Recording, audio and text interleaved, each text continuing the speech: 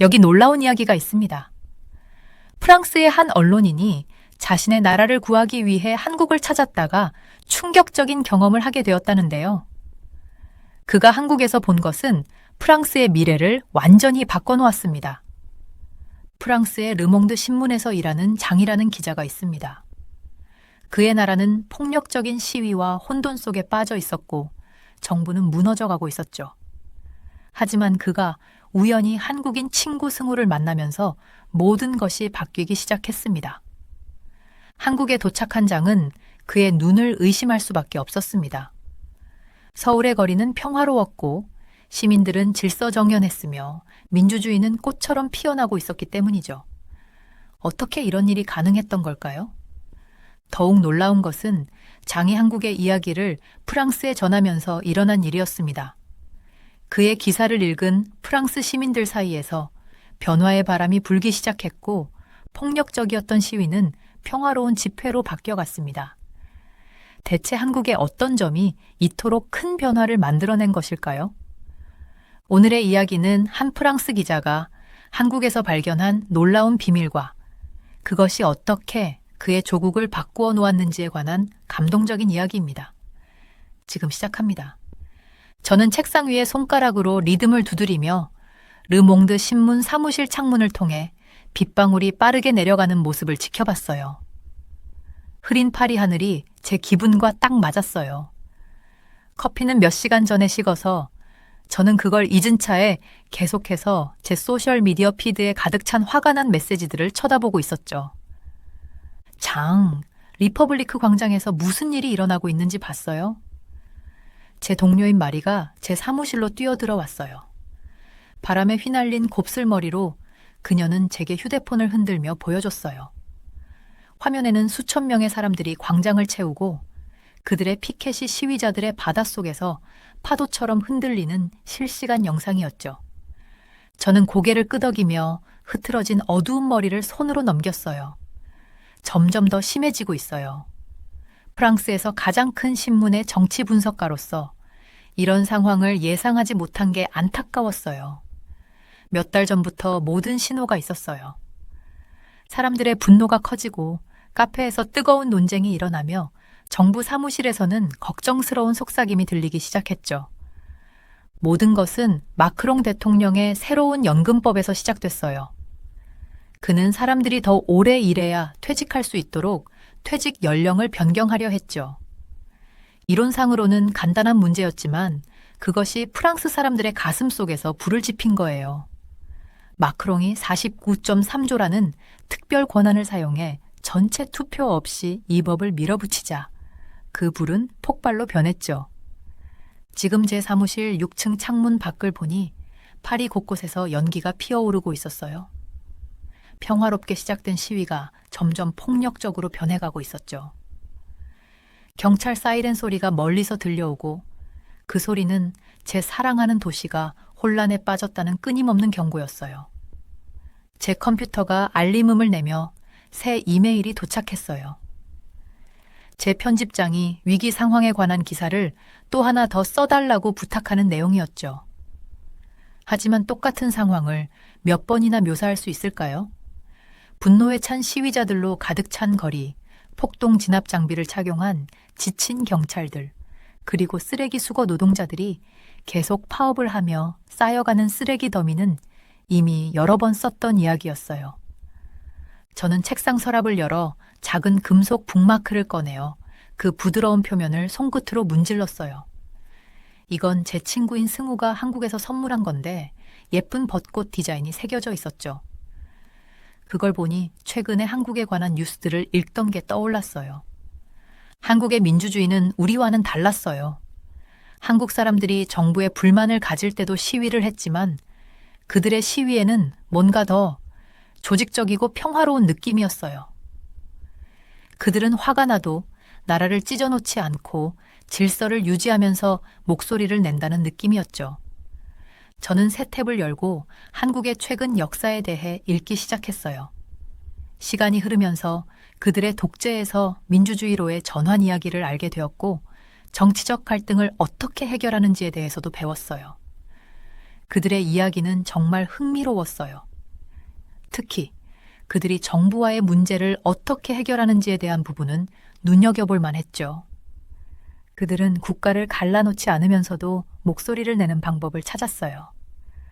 그때 창문 밖에서 유리창 깨지는 소리가 들렸어요.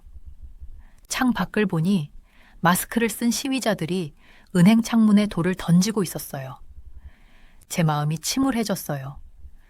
이건 제가 알고 사랑했던 프랑스가 아니었어요. 우리는 현대 민주주의의 발상지어야 했는데 지금의 프랑스는 마치 자국과 전쟁 중인 나라처럼 보였어요. 저의 휴대폰이 진동하며 메시지가 왔어요. 승우가 보낸 메시지였죠. 그는 프랑스에 대한 뉴스를 보고 걱정하고 있었어요. 가끔은 한 발짝 물러서서 상황을 봐야 할 때가 있어 그가 쓴 글이었어요. 서울에 와서 얘기 좀 나누자. 저는 그 메시지를 오래도록 바라봤어요. 지금 이 위기 상황 속에서 파리를 떠난다는 게 미친 생각 같았어요. 하지만 어쩌면 그게 제가 꼭 필요한 일일지도 몰랐어요. 한국이 자신들의 문제를 어떻게 해결했는지 이해한다면 프랑스의 문제를 새로운 시각으로 볼 수 있을지도 모른다고 생각했어요. 밖에서 비가 점점 더 세차게 내리며 창문을 두드렸어요. 거리에서는 시위자들의 목소리와 천둥 소리가 섞여 들렸어요. 뭔가 바뀌어야 했어요. 그 변화가 바로 저에게서 시작돼야 할지도 모른다고 생각했죠. 저는 휴대폰을 들고 승우에게 답장을 썼어요. 내일 비행기 예약할게. 그 결정을 내린 것이 저의 민주주의에 대한 이해뿐만 아니라 제 인생 전체를 바꿀 줄은 그때는 전혀 알지 못했어요. 비행기 엔진 소리가 귓가에 울리며 창밖으로 아래 구름을 바라봤어요. 배는 긴장감으로 조여왔지만 동시에 설렘도 느껴졌어요. 이번이 한국에 처음 오는 것은 아니었지만 뭔가 달라 보였어요. 파리 집으로 돌아가니 모든 게 무너지고 있었어요. 내가 자란 길거리엔 화가 난 시위자들로 가득했죠. 그런데 여기에선 전 세계를 가로질러 답을 찾기 위해 비행기 안에 앉아 있었어요. 비행기 승무원이 휴대폰을 끄라고 하기 전에 마지막으로 폰을 확인했어요. 프랑스의 뉴스 헤드라인은 점점 더 나빠지고 있었어요. 시위, 주요 도시로 확산, 정부 위기 직면. 눈을 감고 걱정되는 생각들을 밀어내려 했죠. 14시간 후 인천국제공항에서 나와 따뜻한 한국의 봄 공기를 맞이했어요. 해가 지고 하늘은 아름다운 오렌지와 분홍색으로 물들었어요. 오랜 친구 승우가 그를 기다리고 있었어요. 늘처럼 깔끔한 정장과 친근한 미소를 지으며요. 한국에 다시 오신 걸 환영해요. 그는 따뜻하게 악수를 해주며 내 짐을 도와줬어요. 피곤해 보이네요. 비행은 괜찮았어요? 길긴 했지만 괜찮았어요. 나는 그를 따라 그의 차로 걸어가며 대답했어요. 만나줘서 고마워요, 승우. 바쁘신데? 서울로 가는 길은 항상 멋졌어요. 높은 건물들이 불빛으로 반짝였고 거리엔 활기가 넘쳤죠. 사람들은 빠르게 길을 걷고 있었고 많은 사람들이 마스크를 쓰고 있었어요. 아시아에서 흔한 풍경이죠. 길거리 음식 장사들이 고객을 부르며 구운 고기와 향신료 냄새가 공기 속에 퍼졌어요. 강남에 묵을 거예요. 승우가 유명한 강남거리를 지나며 말했어요. 제 사무실 근처 좋은 호텔에 방을 예약했어요. 내일은 저희가 둘러보면서 당신 연구에 도움이 될 사람들을 소개할게요. 내 호텔 방은 20층에 있었고 창밖으로 보이는 도시의 모습은 숨이 멎을 만큼 멋졌어요. 빠르게 샤워를 마친 후 승구는 나를 조용한 골목에 있는 전통적인 한국 식당으로 데려갔어요. 우리는 낮은 테이블에 앉아 방석 위에 앉았고 곧 다양한 음식을 담은 작은 접시들이 테이블을 가득 채웠어요. 프랑스에서 일어나고 있는 일에 대해 더 얘기해줘요. 승우가 테이블에 있는 바비큐에서 고기를 구우면서 말했어요. 뉴스는 봤지만 당신에게 직접 듣고 싶어요. 나는 금속 젓가락을 집었어요. 그동안 여전히 서툴렀어요. 그리고 적당한 말을 찾으려고 했죠. 마치 폭풍이 점점 더 커지는 걸 보는 느낌이에요. 라고 말했어요. 마크롱 대통령이 아무도 원하지 않는 연금 개혁안을 강행했어요. 그는 특별 규정인 49.3조를 이용해 국회를 우회했죠. 사람들은 분노하고 있어요. 시위는 평화롭게 시작했지만 이제는 나는 고개를 저었어요. 승우는 진지하게 고개를 끄덕였어요. 그래서 여기 온 거예요. 한국이 시위를 어떻게 다루는지 배우려고? 네. 나는 승우가 보여준 대로 구운 고기를 상추에 싸며 대답했어요. 한국은 지금 강한 민주주의를 가지고 있지만 예전엔 그렇지 않았어요. 여러분도 힘든 시절이 있었죠. 저는 여러분이 어떻게 그걸 넘어서서 더 나은 걸 만들어갔는지 이해하고 싶어요. 아, 승우는 미소를 지으며 소주 한 잔을 내게 따라줬어요. 그건 긴 이야기예요. 하지만 중요한 이야기죠. 그는 잔을 들어 올리며 말했어요. 민주주의를 위하여. 나는 그의 잔과 부딪히며 대답했어요.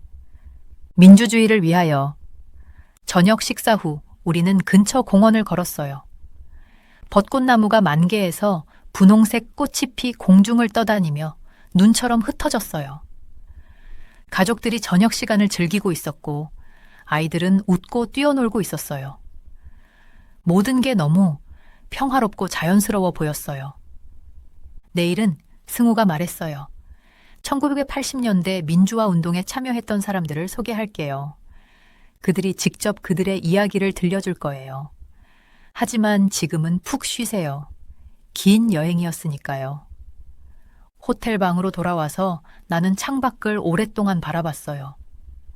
서울의 도시 불빛이 반짝였고 그곳은 파리에서 떠나온 혼란과는 전혀 다른 세상처럼 느껴졌어요. 아마도 그게 바로 내가 여기에 있어야 하는 이유일 거예요. 한국이 어떻게 평화의 길을 찾았는지 이해하면 프랑스도 앞으로 나아갈 길을 찾을 수 있을지도 모르죠. 나는 노트를 꺼내어 오늘 하루 동안 보고 느낀 모든 것을 적기 시작했어요. 내일은 새로운 통찰력과 이야기, 이해를 가져다 줄 거예요. 하지만 지금은 그저 아래 도시의 조용한 소음 속에서 들려오는 평온한 느낌을 들으며 몇 주 만에 처음으로 희망을 느꼈어요. 승우가 말한 것이 머릿속에서 떠나지 않았어요. 한국이 민주주의로 가는 길에 대한 그의 말 하나하나가 프랑스의 미래를 생각하게 만들었어요. 주변의 카페는 조용했고 부드러운 재즈 음악이 배경으로 흐르며 커피잔이 부딪히는 소리가 들렸어요. 창밖으로는 서울의 깨끗한 거리에서 사람들이 평화롭게 걸어가며 일상을 보내고 있는 모습이 보였어요. 커피 더 드릴까요? 웨이트리스가 우리 테이블로 다가오며 한국어로 물었어요. 승우가 저를 위해 번역해 주었고 저는 고마운 마음으로 고개를 끄덕였어요. 따뜻한 커피잔이 손에 쥐어지자 마음이 편안해지는 느낌이었어요. 그동안 배운 것들을 처리하려고 노력하는 중이었죠. 그때 제 전화가 주머니에서 진동을 했어요. 화면에 르몽드 편집장의 이름이 떴어요. 가슴이 철렁했어요. 파리에서 늦은 밤에 오는 전화는 되게 큰 뉴스가 있다는 뜻이니까요. 장, 편집장의 목소리가 전화로 들려왔어요. 앉아 있어? 네, 무슨 일이에요? 저는 커피잔을 더 꽉 쥐었어요. 프랑스 국회가 바르니에 총리에게 신임 투표를 부결시켰어요. 정부 전체가 사퇴했어요. 파리는 지금 완전 혼란이에요. 저는 손이 떨려서 커피잔을 내려놓아야 했어요. 승우는 제 얼굴이 창백해지는 걸 보고는 걱정스럽게 앞으로 몸을 기울였어요. 시위가 얼마나 심해요? 저는 두려운 마음에 물었어요. 지금까지 본 것 중 최악이에요. 샹젤리제 거리부터 레피블릭 광장까지 사람들이 거리에 가득 차 있어요. 몇몇 그룹은 차를 불태우기 시작했어요. 경찰은 물대포를 사용하고 있고요. 이제는 연금 문제뿐만 아니라 사람들이 완전한 변화를 요구하고 있어요. 눈을 감으니 그 모든 게 떠오르더라고요. 분노한 군중들, 제 아름다운 도시 위로 솟아오르는 연기, 오래된 돌벽에 울려 퍼지는 사이렌 소리. 제 고향은 무너져가고 있었어요. 장, 우리에게 다시 돌아와야 해요. 편집장이 말을 이었어요. 당신은 우리 최고의 정치 분석가예요. 이번 일에 대한 당신의 시각이 필요해요. 전화를 끊고 잠시 침묵 속에 앉아 있었어요. 승우는 기다려주었고 그의 눈빛은 이해심이 넘쳤어요. 서울의 평화로운 풍경과 파리에서 벌어지고 있는 상황은 너무나도 달랐어요. 상황이 나쁘죠? 그가 조용히 물었어요. 저는 고개를 끄덕이며 손으로 머리를 쓸었어요. 정부가 무너졌어요. 시위가 폭력적으로 변하고 있어요. 내가 두려워했던 일이 다 일어나고 있어요. 그를 절실히 쳐다보며 말했어요. 하지만 여기서 당신이 한국의 길에 대해 이야기하는 걸 듣다 보니 희망이 있다는 생각이 들어요. 승우는 부드럽게 미소 지었어요. 항상 희망은 있어요, 장. 여기 봐요. 그는 밖을 가리켰어요. 40년 전 이 도시는 계엄령 아래 있었어요. 사람들은 민주주의를 요구하다가 거리에서 총에 맞았죠. 그런데 지금 우리를 봐요. 저는 학생들이 웃으면서 셀카를 찍는 모습을 보았어요. 한 노부부는 손을 맞잡고 천천히 걸어가고 있었고 한 사업가는 전화를 하며 급하게 지나갔어요. 평범한 삶, 평화로운 삶. 어떻게 그걸 해낸 거죠? 제가 물었어요. 한국은 어떻게 폭력에서 이렇게 변할 수 있었어요? 쉬운 일이 아니었죠. 승우는 진지한 표정으로 말했어요. 가장 중요한 건 단합이었어요. 사람들이 폭력이 더 큰 폭력을 낳을 뿐이라는 걸 깨달았을 때 접근 방식을 바꿨어요. 평화적인 시위를 조직하기 시작했죠. 대규모로. 수백만 명이 모여 촛불을 들고 노래를 부르며 정부에 보여주었어요. 파괴적이지 않더라도 그들이 강력할 수 있다는 걸. 그 순간 제 머릿속에 하나의 계획이 떠올랐어요. 르몽드에서의 제 위치와 프랑스 전역의 독자들을 떠올렸어요. 만약 제가 한국의 이야기를 그들에게 전할 수 있다면, 다른 길이 있다는 걸 보여줄 수 있다면, 지금 프랑스 상황은 정말 절망적이에요. 제가 천천히 말했어요. 하지만 아마 우리가 분노를 넘어서지 못하기 때문일 거예요. 진정한 변화는 파괴에서 오는 게 아니라 단합에서 온다는 걸 잊었어요. 승우는 테이블을 건너 저의 팔을 가볍게 터치하며 말했어요. 이제야 진정한 민주주의자처럼 생각하는군요. 장. 민주주의는 무너뜨리는 게 아니라 함께 더 나은 것을 만들어가는 거예요. 그때 제 폰이 또다시 파리에서 온 메시지로 진동했지만 그날 저녁 처음으로 절망이 아닌 무언가를 느꼈어요. 목적이 생겼다는 느낌이었어요. 한국은 어둠에서 빛으로 가는 길을 찾았어요. 아마 프랑스도 그럴 수 있을 거예요. 저는 승우를 바라보며 새로운 결단을 내렸어요. 저는 돌아가야 해요. 말했어요. 하지만 혼란을 보도하기 위해서가 아니에요. 제 사람들에게 다른 길이 있다는 걸 보여줘야 해요. 우리가 당신 나라의 사례를 배워야 해요. 저녁빛이 점점 어두워져 가고 카페 창문을 통해 길게 들이운 그림자가 보였어요. 몇 시간 후면 저는 다시 파리행 비행기에 오를 거예요. 하지만 저는 예전의 저로 돌아가지 않을 거예요. 서울에서 뭔가를 찾았으니까요. 희망만이 아니라 변화의 로드맵을요. 일어날 준비를 하며 승우의 말이 제 머릿속에 울렸어요. 민주주의는 수동적이지 않아요. 이제는 제 민주주의를 구하는데 적극적인 역할을 해야 할 때였어요. 파리로 돌아가는 비행기에서 잠을 잘 수 없었어요. 승우가 준 작은 책이 무겁게 제 무릎에 놓여 있었는데 그 책은 광주일기였어요. 몇 분마다 책을 열어서 몇 페이지를 읽고 다시 닫기를 반복했어요. 그 책을 읽을 때마다 자유를 위해 그렇게 애썼던 사람들의 마음이 아프게 느껴졌어요. 비행기 창문 밖으로 구름이 떠가는 모습을 보면서 서울에서 배운 것들이 머릿속을 떠나지 않았어요. 평화로운 시위, 사람들이 하나로 뭉쳐서 보여준 힘, 그 속에서 찾은 단결의 강함. 지금 프랑스에서 벌어지고 있는 일들과는 너무나도 다른 모습이었어요. 커피 드시겠어요, 손님? 비행기 승무원이 저를 깨우며 물었어요. 네, 부탁드려요. 저는 잠시나마 다른 생각을 할 수 있어 감사한 마음으로 대답했어요. 커피를 한 모금 마시고 저는 노트북을 열어서 글을 쓰기 시작했어요. 한국에서 보고 느낀 것들 덕분에 글이 술술 써졌어요. 광주에서 민주주의를 믿고 전차와 맞섰던 학생들에 대해 썼어요. 시위가 끝난 후 거리를 청소하던 서울 시민들에 대해 썼어요. 그리고 승우와 그가 자신의 나라가 자유를 향해 가는 길을 이야기할 때 보였던 조용한 힘에 대해 썼어요. 파리가 도착했을 때 제 글은 세계에 완성된 기사가 되었어요. 손은 피곤했지만 머릿속은 맑았어요. 이제 무엇을 해야 할지 알았어요. 공항은 평소와 달리 조용했어요. 시위 때문에 대부분의 비행기가 취소되었어요. 터미널을 지나며 사람들의 걱정 가득한 얼굴들이 보였어요. 나라를 떠나려는 관광객들, 전화를 걸며 회의를 취소하는 비즈니스맨들, 이런 모습은 제가 알던 파리가 아니었어요. 택시를 타고 집으로 갔는데 운전사님이 여러 번 우회 도로로 가야 했어요. 불타는 차나 경찰 차단물이 있는 길들이 많았거든요. 매일 상황이 더 나빠지고 있어요. 운전사님이 고개를 저으며 말했어요. 저는 이곳에 40년을 살았는데 이렇게 된 건 처음이에요. 저는 고개를 끄덕이며 승우가 해준 말이 떠올랐어요.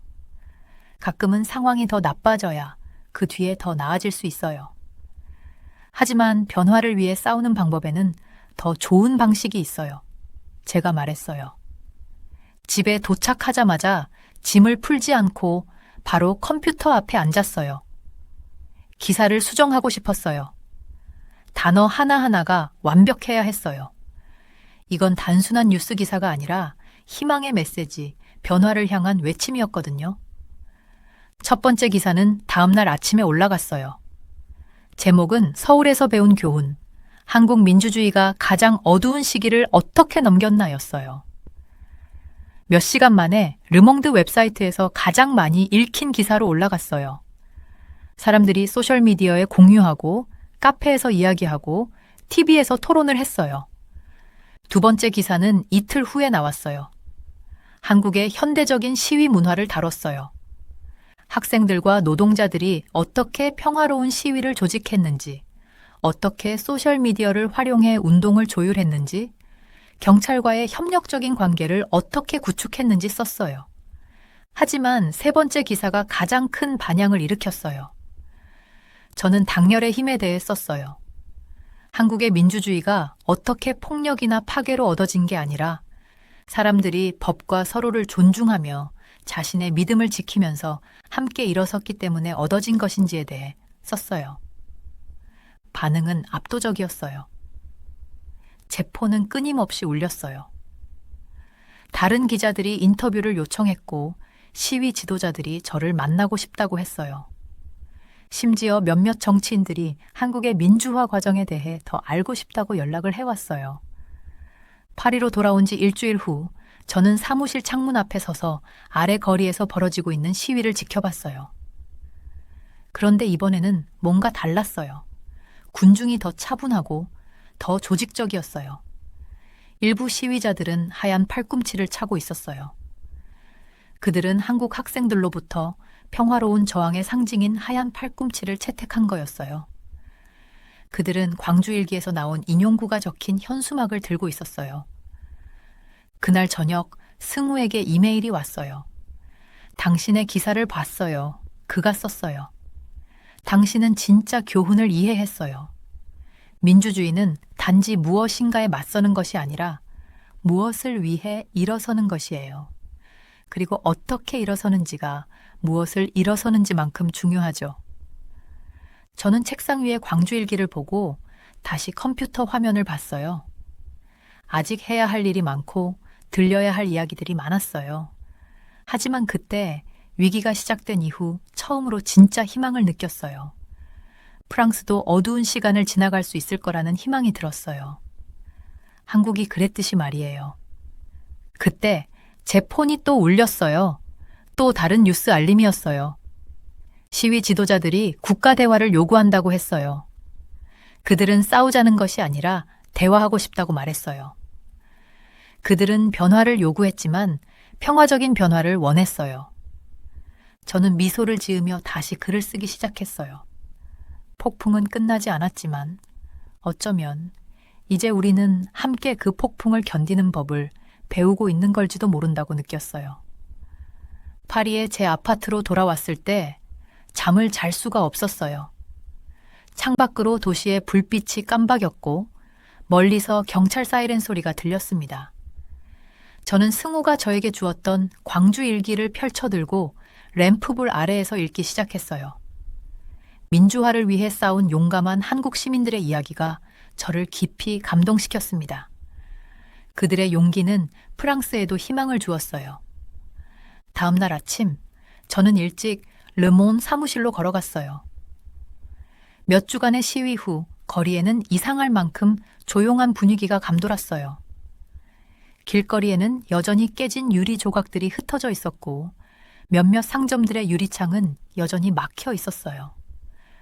공기 중에는 최루가스 냄새가 남아 있었죠. 하지만 오늘은 뭔가 달랐어요. 저는 책상에 앉아 한국의 민주화 과정을 다룬 첫 번째 기사를 쓰기 시작했어요. 제 손끝은 키보드를 빠르게 옮기며 한국 시민들이 우리와 비슷한 도전들을 어떻게 극복해 왔는지에 대해 썼습니다. 그들의 평화로운 시위, 단열, 폭력 없이 민주적 가치를 지키려는 의지를 이야기했어요. 장, 빨리 와. 동료 마리의 목소리가 들렸습니다. 플라스드라 리퍼블리크에서 뭔가 일어나고 있어. 우리는 함께 광장으로 달려갔어요. 보통 이곳은 가장 격렬한 시위가 일어나는 곳이었죠. 그런데 오늘 저는 정말 특별한 광경을 봤어요. 수천 명이 모여 있었지만 그들은 돌을 던지거나 불을 지피지 않았어요. 그들은 조용히 땅에 앉아 촛불을 들고 있었어요. 몇 명은 제 기사를 읽고 있었는데 그 기사도 그날 아침에 신문에 실린 제 글이었어요. 어떤 젊은 여성이 저에게 다가와서 제 신문 사진을 보고 저를 알아봤어요. 장님, 한국에 관한 기사가 제 생각을 완전히 바꿨어요. 라고 말하며 우리는 목소리를 높이기 위해 폭력을 사용하지 않아도 돼요. 우리는 조직과 단결이 필요해요. 라고 말했어요. 그 이후 몇 주 동안 저는 프랑스 상황을 한국의 역사와 비교한 더 많은 기사를 썼어요. 한국 시민들이 분노를 평화적인 행동으로 바꾸는 법을 어떻게 배웠는지 설명했죠. 그리고 그들의 촛불 시위를 묘사했어요. 수백만 명이 모였지. 한 건의 폭력 사건도 없었던 그 시위들이었어요. 각 기사는 프랑스 독자들에게 큰 반향을 일으켰어요. 변화는 하룻밤 사이에 일어나지 않았지만 그 변화는 분명히 느껴졌어요. 시위 지도자들은 폭력적인 시위 대신 평화로운 집회를 조직하기 시작했어요. 사람들은 민주주의와 시민권에 대해 이야기할 수 있는 토론회를 지역사회센터에서 열었고 노동조합과 학생단체들은 정부에 대한 요구사항을 명확히 정리해 나갔어요.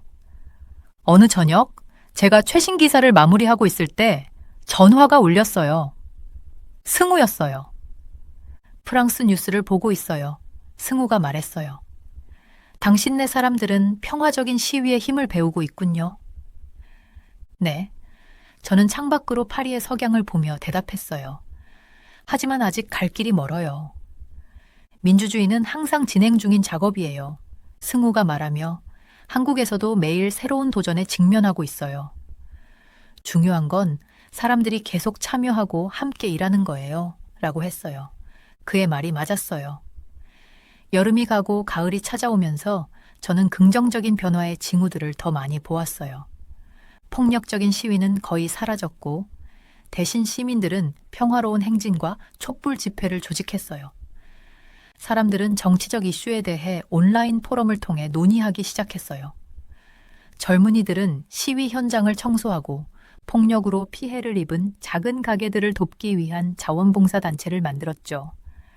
가장 중요한 건 사람들이 다시 대화하기 시작했다는 거였어요. 정부를 지지하는 사람들과 반대하는 사람들 사이에서 진지한 대화가 이루어졌어요. 그들은 항상 의견이 일치하지는 않았지만 서로를 존중하며 경청했어요. 서울에 갔던 지 1년이 지나 저는 다시 플라스드라 리퍼블리크에 서 있었어요. 그 광장은 다시 촛불을 든 사람들로 가득했어요. 그런데 이제는 그 사람이 더 많았고 그들은 단지 시위하는 게 아니었어요. 그들은 축하하고 있었어요. 프랑스는 민주적 권리를 보호하는 새로운 법을 통과시켰고 시민들이 정부의 결정에 참여할 수 있는 더 좋은 방법들이 만들어졌어요. 그 순간 저는 제 침대 옆에 놓인 광주 일기를 떠올렸어요. 한국 사람들이 겪은 민주화의 싸움이 우리가 더 나은 길로 나아갈 수 있도록 도와주었어요. 그들의 이야기는 이제 우리의 이야기로도 연결되었어요. 그날 저녁 저는 승우에게 이메일을 보냈어요. 어두운 시기에도 민주주의가 강해질 수 있다는 걸 보여준 것에 감사해요. 프랑스는 한국처럼 변하고 있어요. 우리는 평화적인 시위의 힘이 폭력의 힘보다 더 크다는 걸 배우고 있어요. 그리고 가장 중요한 건 민주주의가 단지 투표나 정부에 관한 게 아니라 사람들이 함께 일하며 더 나은 미래를 만들어가는 과정이라는 걸 배우고 있다는 거예요. 보내기를 누르자 아래 광장에서 사람들이 노래하는 소리가 들렸어요. 저는 창가로 가서 파리의 어둠 속에서 빛나는 수천 개의 촛불을 보았어요. 그 촛불의 빛은 도시 곳곳에 희망을 퍼뜨리고 있었죠. 아침 햇살이 르몽드 사무실 창문을 통해 들어오고 있었어요. 저는 최신 기사 최종 초안을 검토하고 있었죠. 서울에서의 변화의 여행이 끝난 지 벌써 6개월이 지났고 이제 파리는 예전과 달라 보였어요. 한때 분노의 외침이 울려 퍼지던 거리는 이제 평화로운 토론 모임과 커뮤니티 회의의 에너지로 가득 차 있었죠. 장, 손님이 오셨어요. 말이 제 조수가 문간에서 불렀어요. 저는 고개를 들어보니 승구와 함께 한국 대학생들이 제 사무실로 들어오고 있었어요. 오래된 친구의 깜짝 방문에 미소가 절로 지어졌죠. 선생님의 기사들이 한국에서 큰 관심을 끌었어요. 승우가 제 손을 흔들며 말했어요. 이 학생들이 프랑스의 경험을 직접 배우고 싶어 해요. 학생들은 공책과 태블릿을 들고 호기심 가득한 눈빛을 하고 있었어요.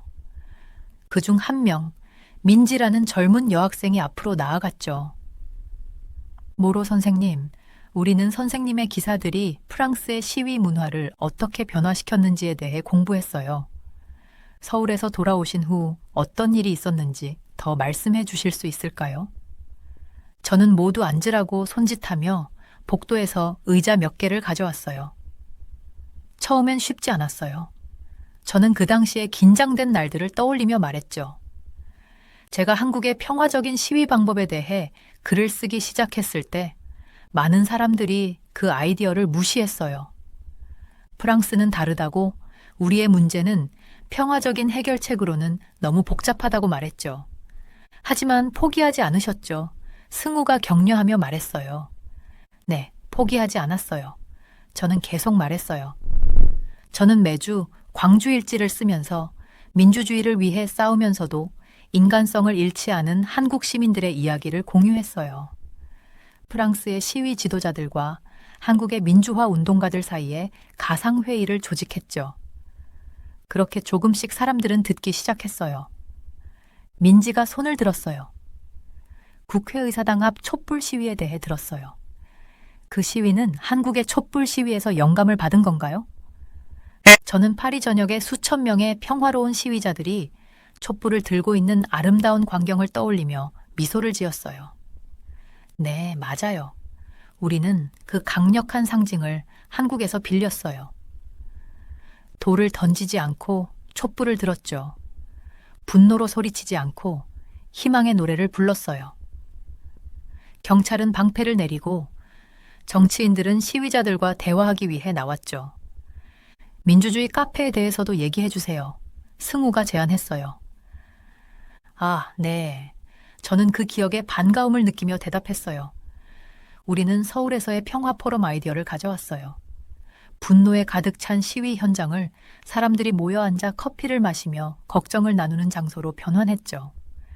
심지어 정부 관계자들도 이 회의에 참석하기 시작했어요. 진정한 대화가 대치 대신 이루어지기 시작했죠. 한 남학생이 자신을 준호라고 소개하며 말했어요. 하지만 분노한 시위자들을 설득하는 게 어려웠지 않았나요?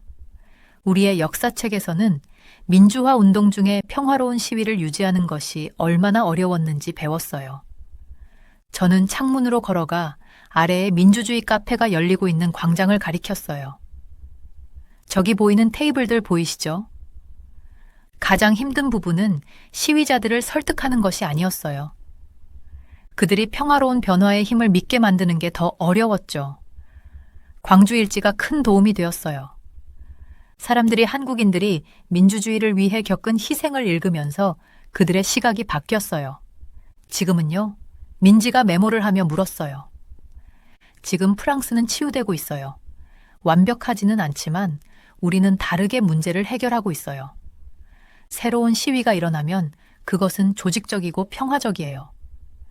사람들은 음식을 나누고 토론 공간을 만들고 반대 의견을 가진 사람들도 대화에 초대하죠.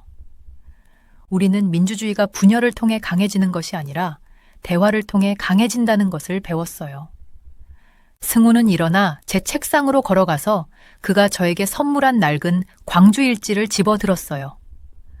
장 선생님, 선생님은 우리 두 나라 사이에 다리를 놓으셨어요. 정치뿐만 아니라 민주주의가 어떻게 작동하는지에 대한 이해에서도요. 우리는 서로 배우고 있어요. 저는 고개를 끄덕였어요. 이제 프랑스 시민들은 한국의 민주주의를 배우고 한국 학생들은 우리 경험을 배우러 와요. 민주주의가 제대로 작동하는 방식은 바로 그런 거예요. 각국이 서로 배워가며 이야기를 나누고 서로 강해지도록 돕는 거죠. 학생들이 떠날 준비를 하면서 민지가 마지막 질문을 했어요. 이 모든 것 중에서 선생님께서 배운 가장 중요한 교훈은 무엇인가요? 저는 잠시 생각을 하다가 대답했어요. 민주주의는 단순히 투표하거나 시위하는 것만이 아니에요. 그것은 우리가 서로를 어떻게 대하느냐, 다른 목소리를 어떻게 듣느냐, 그리고 문제를 해결하기 위해 함께 어떻게 일하느냐에 관한 거예요. 한국은 우리에게 민주주의의 힘이 가장 큰 목소리에서 나오는 것이 아니라 모든 목소리를 들으려는 의지에서 나온다는 것을 보여줬어요. 저는 창밖을 바라보며 아래의 평화로운 모임을 보았어요. 두 나라 사이에 예기치 않게 이어진 연결에 감사함을 느꼈어요. 프랑스 민주주의를 구하려고 했던 노력에서 우리는 더 값진 것을 발견했어요. 국경을 넘어 사람들을 하나로 모으는 민주적 변화의 새로운 방식이었죠. 폭풍은 지나갔고 그 뒤에 우리는 이전보다 더 강한 무언가를 만들어냈어요. 저는 사무실 벽에 걸린 한강 사진을 바라보며 서울에서 그 강변을 마지막으로 걸었던 순간을 떠올렸어요. 빌딩 불빛들이 물 위에서 별처럼 반짝이며 강은 밤마다 마치 마법처럼 아름다워 보였죠. 지금 싱가포르에서 책상에 앉아 있으니 그 기억은 마치 다른 사람의 인생처럼 느껴졌어요. 그때 제 핸드폰이 진동을 울리며 몇 년 만에 본 이름이 뜨더라고요. 박승우, 저의 옛 멘토이자 대한민국의 전 외교부 장관. 가슴이 쿵 하고 뛰었어요. 승우 씨는 이유가 있지 않고는 절대 전화를 하지 않으셨거든요. 여보세요? 전화를 받으며 목소리를 최대한 차분하게 유지하려 했어요. 제이슨. 그의 목소리는 피곤하고 걱정스러워 보였어요. 네가 필요해. 서울로 와야 해. 저는 의자에 앉은 자세를 고쳐 잡았어요. 무슨 일이에요? USB 때문이야. 그는 작은 목소리로 말했어요. 배가 꽉 조여지는 기분이었어요. 그 USB에 대해서는 모두가 알고 있었죠. 문재인 대통령과 김정은 북한 지도자가 역사적인 만남 중에 주고받았던 그 신비로운 장치. 몇 년 동안 사람들은 그 안에 어떤 비밀이 담겨 있을지 궁금해했어요. 어떤 사람들은 그것이 평화의 계획이 담겨 있다고 생각했고, 또 다른 사람들은 그것이 위험한 약속들을 담고 있을지도 모른다고 두려워했죠. 아무도 확실히 알지 못했고 그 미스터리는 끝없는 논란을 일으켰어요. 그 USB! 저는 목이 바짝 말라서 다시 말했어요. 왜 지금이에요? 왜 저를 찾으신 거죠? 제이슨, 네가 양쪽을 다 이해하니까. 싱가포르에서 자랐지만 서울에서 우리와 함께 일했잖아. 다른 나라 사람들과 대화할 수 있고 적을 만들지 않으면서 문제를 해결하는 방법을 알아. 그리고 내가 너를 믿어. 네가 아니면 이 일을 맡길 사람이 없어. 그는 잠시 멈추더니 말을 이었어요. 너만이 이걸 처리할 수 있어. 저는 제 일정이 빼곡히 적힌 달력을 바라봤어요. 싱가포르에서의 평온한 삶이 펼쳐져 있었죠. 예측 가능하고 안전하고 지루하기까지 했어요. 하지만 승우 씨의 목소리에는 긴박함이 느껴졌어요. 뭔가 큰 일이 일어나고 있는 거였죠. 상황이 얼마나 나쁜가요? 저는 물었어요. 나빠. 그는 대답했어요. 사람들이 그 USB 안에 뭐가 들어있는지에 대해 답을 요구하고 있어. 압박이 점점 심해지고 있어. 이걸 잘못 처리하면 그의 목소리가 흐려졌어요. 우리는 그 문제를 해결할 수 있는 사람이 필요해. 모든 면을 볼 수 있는 사람, 바로 너 같은 사람이 필요해. 저는 눈을 감고 이 일이 의미하는 바를 생각했어요. 서울로 돌아간다는 것, 다시 정치에 발을 들인다는 것, 남북 관계를 영원히 바꿀 수도 있는 비밀들을 다룬다는 것. 언제 필요하신가요? 저는 이미 거절할 수 없다는 걸 알고 있었어요. 오늘 밤이야. 4시간 후에 비행기가 있어. 인천공항에서 누군가가 널 맞이할 거야. 시계를 보니 6시 30분. 가방을 챙기고 창의 공항으로 가는데 충분한 시간이었죠. 그렇군요. 거기 갈게요. 저는 대답했어요. 전화를 끊고 잠시 조용히 앉아 있었어요. 싱가포르의 하늘이 오렌지색과 분홍색으로 물드는 모습을 보면서요. 제 평화로운 삶이 이제 곧 바뀔 거라는 걸 느꼈어요. 그 USB 안에 뭐가 들어있는지, 그것이 승우 씨에게 이토록 중요한 이유를 알 수 없었지만 그가 전화를 걸어온 것만으로도 그건 충분히 중요한 일이었어요. 그리고 그가 두려워하는 목소리까지. 저는 책상 밑에서 긴급 여행 가방을 꺼냈어요. 외교 일을 할 때의 옛 습관이죠. 문을 열고 나서 마지막으로 한강 사진을 한 번 더 바라봤어요. 곧 그 실제 한강을 다시 보게 될 텐데 이번에는 그 경치가 그렇게 평화롭지는 않을 것 같았어요. 공항으로 가는 택시 안에서 저는 서울에서 기다리고 있을 일들에 대해 생각했어요. 거리의 시위들, 화가 난 정치인들, 의심스러운 기자들, 그리고 그 모든 것들 속에서 평화도 혼란도 일으킬 수 있는 작은 USB 드라이브 하나. 어디 가시나 봐요? 택시기사가 제 표정이 진지한 걸 보고 물었어요. 네. 저는 싱가포르의 익숙한 거리가 지나가는 걸 보며 대답했어요. 그냥 늦지 않았으면 좋겠어요. 저는 컴퓨터 화면을 응시하며 눈이 따가워졌어요. 정부 시설은 에어컨의 부드러운 윙윙거림과 뒤에서 저를 따라 걸어다니는 승우의 발소리 외에는 조용했어요. 벽에 걸린 시계는 새벽 2시를 가리키고 있었지만 저는 읽는 것을 멈출 수 없었어요. USB에서 나온 새로운 문서마다 심장이 더 빨리 뛰었어요. 제이슨, 잠깐 쉬어. 승우가 제 어깨에 손을 얹으며 말했어요. 몇 시간째 하고 있잖아.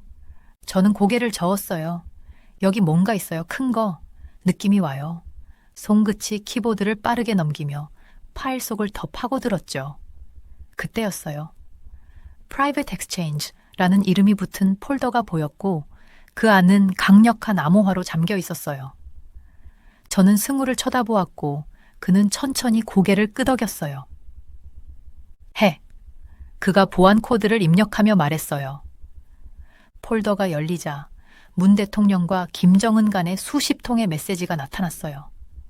저는 손이 떨리며 그 메시지를 읽었어요. 이건 단순한 외교적인 메모가 아니었어요. 전 세계를 충격에 빠뜨릴 거래에 관한 개인적인 편지들이었어요. 문 대통령은 그 누구도 몰랐던 북한의 대폭적인 양보를 제안한 내용이었어요. 그 일부 제안은 한국이 가장 가까운 동맹국들을 배신한 것처럼 보일 수도 있었어요. 우리가 생각한 것보다 더 심각해. 저는 속삭이며 화면에 표시된 메시지를 가리켰어요. 그중 하나에서 문 대통령은 북한의 첨단 기술을 공유하겠다고 언급했고 또 다른 메시지에서는 미국과의 군사 협력을 줄이자는 내용이 있었어요. 모두 평화를 위한 이유에서였죠. 하지만 진짜 폭탄은 문서 중간에서 발견됐어요. 거기엔 상호 핵무기 폐기 경로라는 비밀 계획이 있었어요. 이건 단지 남북한만의 문제가 아니었어요. 러시아와 중국도 관련되어 있었죠. 그 뜻을 깨닫고 제 입이 마르기 시작했어요. 문 대통령은 핵 보유국들 사이에서 균형을 맞추려는 위험한 게임을 하고 있었던 거였어요. 그 누구에게도 말하지 않고요. 이게 밖으로 새면 저는 말을 잇지 못했어요.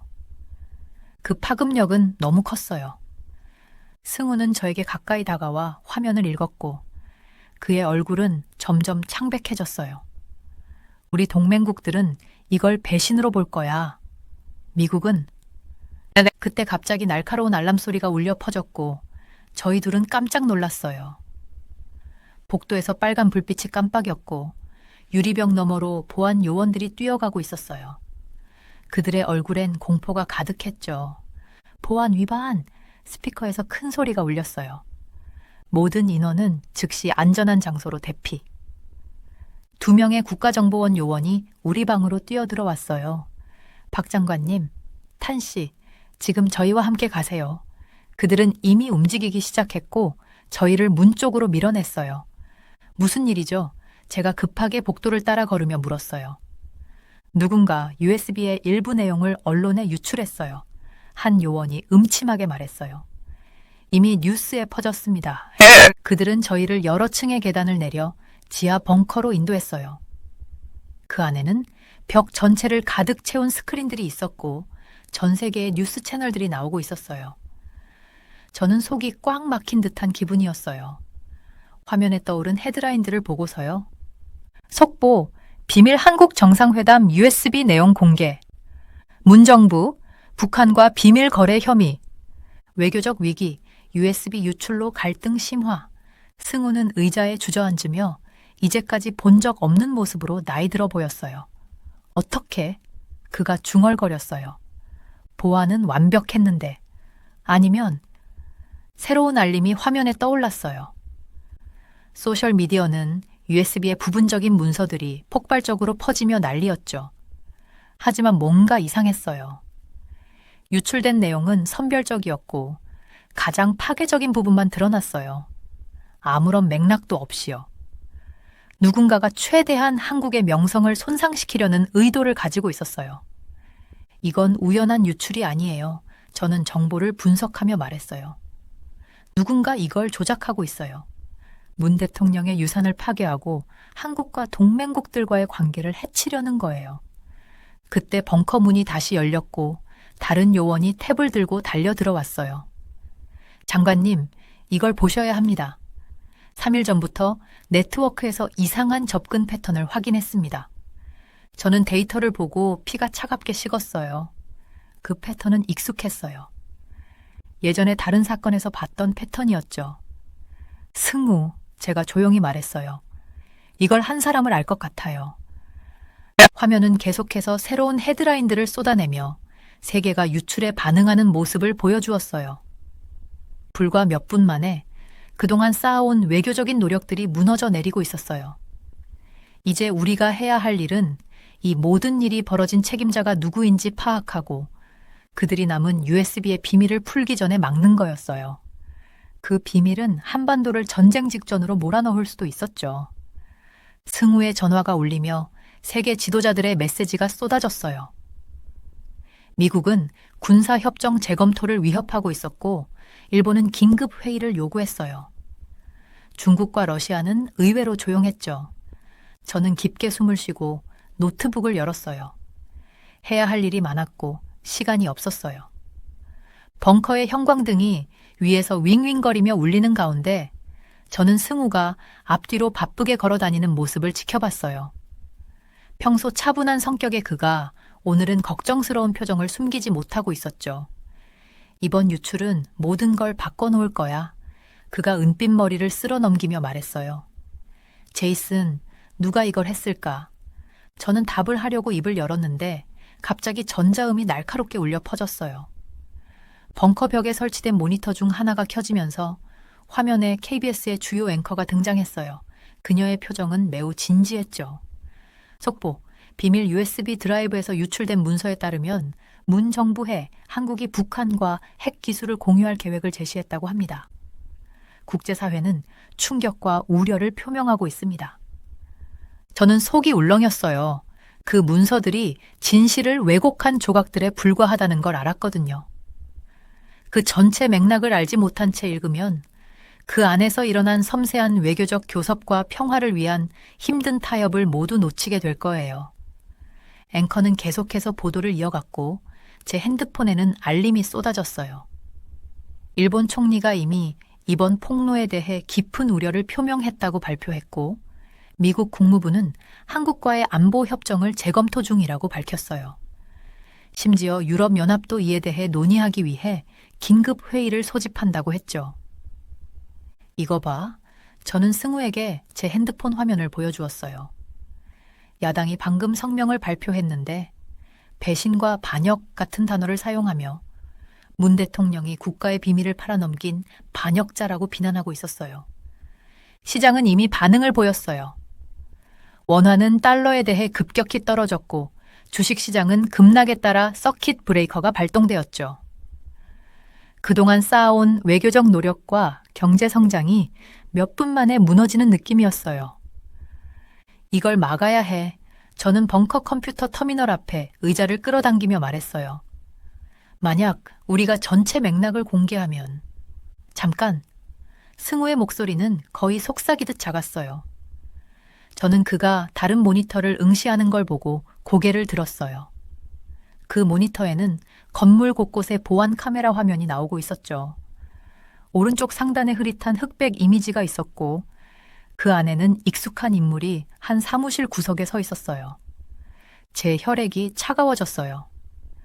비록 화질이 나쁘긴 했지만 그 인물이 홍장원임을 단번에 알아챘어요. 국가정보원의 전 부국장인 홍장원은 이 건물에 있을 리가 없었어요. 그가 지난해 부패 혐의로 강제로 사퇴한 이후로는 더더욱이요. 저 사람이다. 승우가 떨리는 목소리로 말했어요. 홍장원이 파일을 유출한 거야. 저는 그 말에 머리가 하얘졌어요. 홍장원은 항상 문 대통령의 햇볕 정책에 반대해왔죠. 북한과의 교류는 순진하고 위험하다고 주장하던 사람이라 그가 자기 자리에서 밀려난 후에는 온건파들에 대한 복수를 맹세했었어요. 근데 어떻게 접근했지? 저는 보안 카메라 화면을 보며 중얼거렸어요. 그 USB 파일은 분명히 그때 벙커의 제어판에서 빨간 불빛이 깜빡이며 시끄러운 경고음이 울렸어요. 화면에는 보안 경고들이 잇따라 떴죠. 홍장원은 단순히 파일을 유출한 게 아니라 손에 닿을 수 있는 모든 것을 시스템적으로 유출하고 있었어요. 군사 배치 정보도 유출하고 있어 저는 경고 내용을 빠르게 훑으며 말했어요. 발사 코드, 방어 프로토콜, 말이 점점 떨려오면서 이 상황이 단순히 문 대통령을 곤란하게 만드는 게 아니라는 걸 깨달았어요. 홍장원은 이제 한국의 전체적인 안보 체계를 무너뜨리려는 거였어요. 승우는 벽에 걸린 비상용 전화를 집어들고는 국방부 장관을 내게 연결해 라고 명령했어요. 그리고 홍장원 빨리 찾아. 저는 컴퓨터로 돌아와 키보드를 두드리기 시작했어요.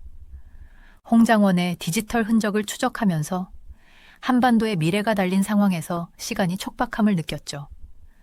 벙커 밖에서는 점점 더 커지는 혼란의 소리가 들려왔어요. 전화벨이 울려대고 복도에서는 사람들의 목소리가 들렸으며 멀리서 사이렌 소리도 들리기 시작했어요. 배신의 폭풍은 이미 다가오고 있었어요. 아니, 사실 이미 우리가 그 한가운데에 갇혀 있었죠. 우리는 벙커를 떠날 때 아침 해가 아직 떠오르지 않았어요. 저는 검은색 SUV에 타고 4명의 NIS 요원들과 함께 홍의 디지털 흔적을 쫓아갔습니다. 그들의 얼굴은 어두웠고 우리는 서울 외곽의 산으로 가는 길을 따라가고 있었어요. 그곳은 전통적인 한옥집들이 흩어져 있는 곳이었고 그 집들은 곡선형 기와 지붕 아래에서 옛것과 새것이 어우러져 있었어요. 그는 몇 달 전부터 계획을 세운 거예요. 이 요원이 제게 그녀의 태블릿 화면을 보여주며 말했어요. 컴퓨터 장비를 조금씩 구입하고 이 지역을 정기적으로 방문했어요. 가스비 외에는 항상 현금으로 결제했죠. 저는 고개를 끄덕였어요. 불안감에 제 배는 쪼여왔습니다. 홍해 유출이 빠르게 퍼지고 있었고 제 핸드폰은 서울 거리에서 벌어진 시위에 대한 뉴스 알림으로 계속 울리고 있었어요. 미국 대사관은 이미 긴급 회의를 소집했고 일본 총리는 답변을 요구하고 있었습니다. SUV는 좁은 산길로 접어들었고 아침 안개 속을 올라가며 점점 더 높은 곳으로 갔습니다. 소나무들이 길을 따라 늘어서 있었고 그 가지는 이른 아침 이슬에 무겁게 늘어져 있었어요. 서울의 소음과 교통은 이곳에서는 멀게 느껴졌고 그 자리를 차지한 건 무겁고 고요한 침묵이었어요. 차 바퀴가 자갈을 밟을 때마다 나는 소리가 총성처럼 들렸습니다. 저기 김 요원이 상이슬게 자리 잡은 전통적인 한옥을 가리켰어요. 그 집은 어두운 나무 기둥과 하얀 벽을 가지고 있었고 평화로워 보였지만 저는 잘 알았어요. 그 안에 홍이 있다는 걸, 그리고 그와 함께 한국 평화의 미래가 달려 있다는 걸. 우리는 차를 조금 떨어진 곳에 주차하고 걸어서 접근했어요. 요원들은 조용히 움직였고 그들의 훈련이 드러나는 걸 볼 수 있었어요. 저는 뒤따라갔지만 이곳의 지형에 맞지 않는 구두를 신고 있었기 때문에 발걸음이 불편했어요. 나무들 속에서 새가 한 마리 울더니 그 소리에 깜짝 놀랐습니다. 한옥의 대문은 열려 있었어요. 홍은 우리가 올 것을 예상하고 있었던 거죠. 우리는 안으로 들어갔고 그곳의 전통적인 돌 정원은 잘 관리되어 있었어요. 자갈 위에는 정갈한 쟁기 자국이 남아 있었죠. 홍은 분명히 여기서 시간을 보내며 이곳을 그의 은신처로 삼았던 것 같았어요. 집 안은 가구가 적고 깔끔했어요. 현대 기술과 전통적인 요소들이 섞여 있었는데 낮은 나무 테이블 위에 노트북이 놓여 있었고 그 화면은 희미한 빛을 발하고 있었어요. 그리고 그곳에 홍이 앉아 있었어요. 우리가 쫓고 있던 USB 드라이브가 그의 앞에 놓여 있었죠. 언제 올지 궁금했어요. 홍이 침착한 목소리로 말했어요. 그는 제가 본 공식 사진과는 조금 달랐어요. 더 나이 들어 보였고 피곤해 보였지만 그의 눈빛은 여전히 날카롭고 결연했어요. 앉으세요. 이야기 좀 합시다. 요원들은 방 안을 둘러싸며 자리를 잡았고 저는 그와 마주 앉았어요. 나무 바닥이 제 무릎 아래에서 삐걱거렸습니다. 왜 이런 일을 벌인 거예요? 저는 제 안에서 일어나는 분노와 두려움을 억누르며 차분하게 물었어요. 이게 어떤 결과를 초래할지 알잖아요. 이 지역 전체가 불안정해질 수 있어요. 홍은 USB를 집어들고 손가락 사이로 돌려보았어요. 나는 NIS에서 27년을 근무했어요. 27년 동안 정치인들이 뒷골목에서 거래를 하며 자신들이 국민을 보호한다고 말하면서 국민을 어둠 속에 가두는 걸 봤죠. 그의 목소리는 씁쓸하게 떨렸어요. 이 드라이브에 들어있는 걸 봤을 때 사람들은 알아야 해요, 제이슨. 하지만 이런 방식으로 하면 안 돼요. 저는 몸을 앞으로 기울이며 반박했어요. 당신은 이 파일들을 맥락 없이 뽑아냈어요. 언론은 그것을 배신처럼 묘사하고 있지만 그게 진실이 아니에요. 문 대통령은 평화를 구축하려고 했지 누구를 배신하려고 했던 게 아니에요. 거짓으로 쌓은 평화는 진정한 평화가 아니에요. 홍이 맞섰지만 그의 눈빛에서 조금의 불확실함이 스쳤어요. 그럼 지금 우리가 누리고 있는 평화는요? 저는 물었어요. 국경을 넘어서 가족들이 만날 수 있게 된 것, 양측을 돕는 경제 협력이 있었잖아요. 당신의 유출은 그 모든 걸 망칠 수 있어요. 방 안은 홍의 노트북에서 나오는 부드러운 윙윙거리는 소리 외에는 아무 소리도 없었어요. 종이 창문을 통해 점점 밝아지는 하늘을 볼 수 있었어요. 새로운 하루가 시작되려 하고 있었고 그와 함께 더 많은 혼란이 다가올 거라는 생각에 마음이 무거웠어요. 이 상황을 막지 못하면 모든 것이 엉망이 될 수 있겠다고 느꼈어요. 저도 한때는 당신처럼 생각했어요.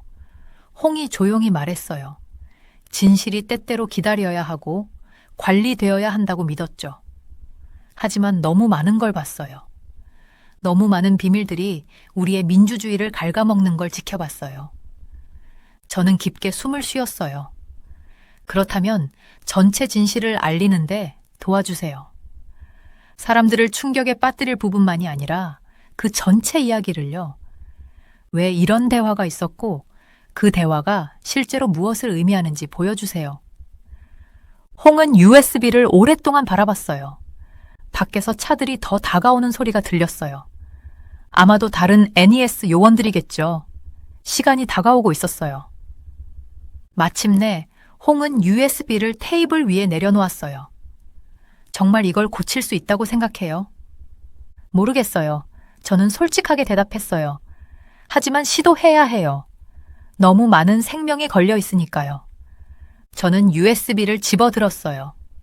그 무게를 느끼며 물리적인 무게뿐만 아니라 그 안에 담긴 모든 것의 무게도 느꼈어요.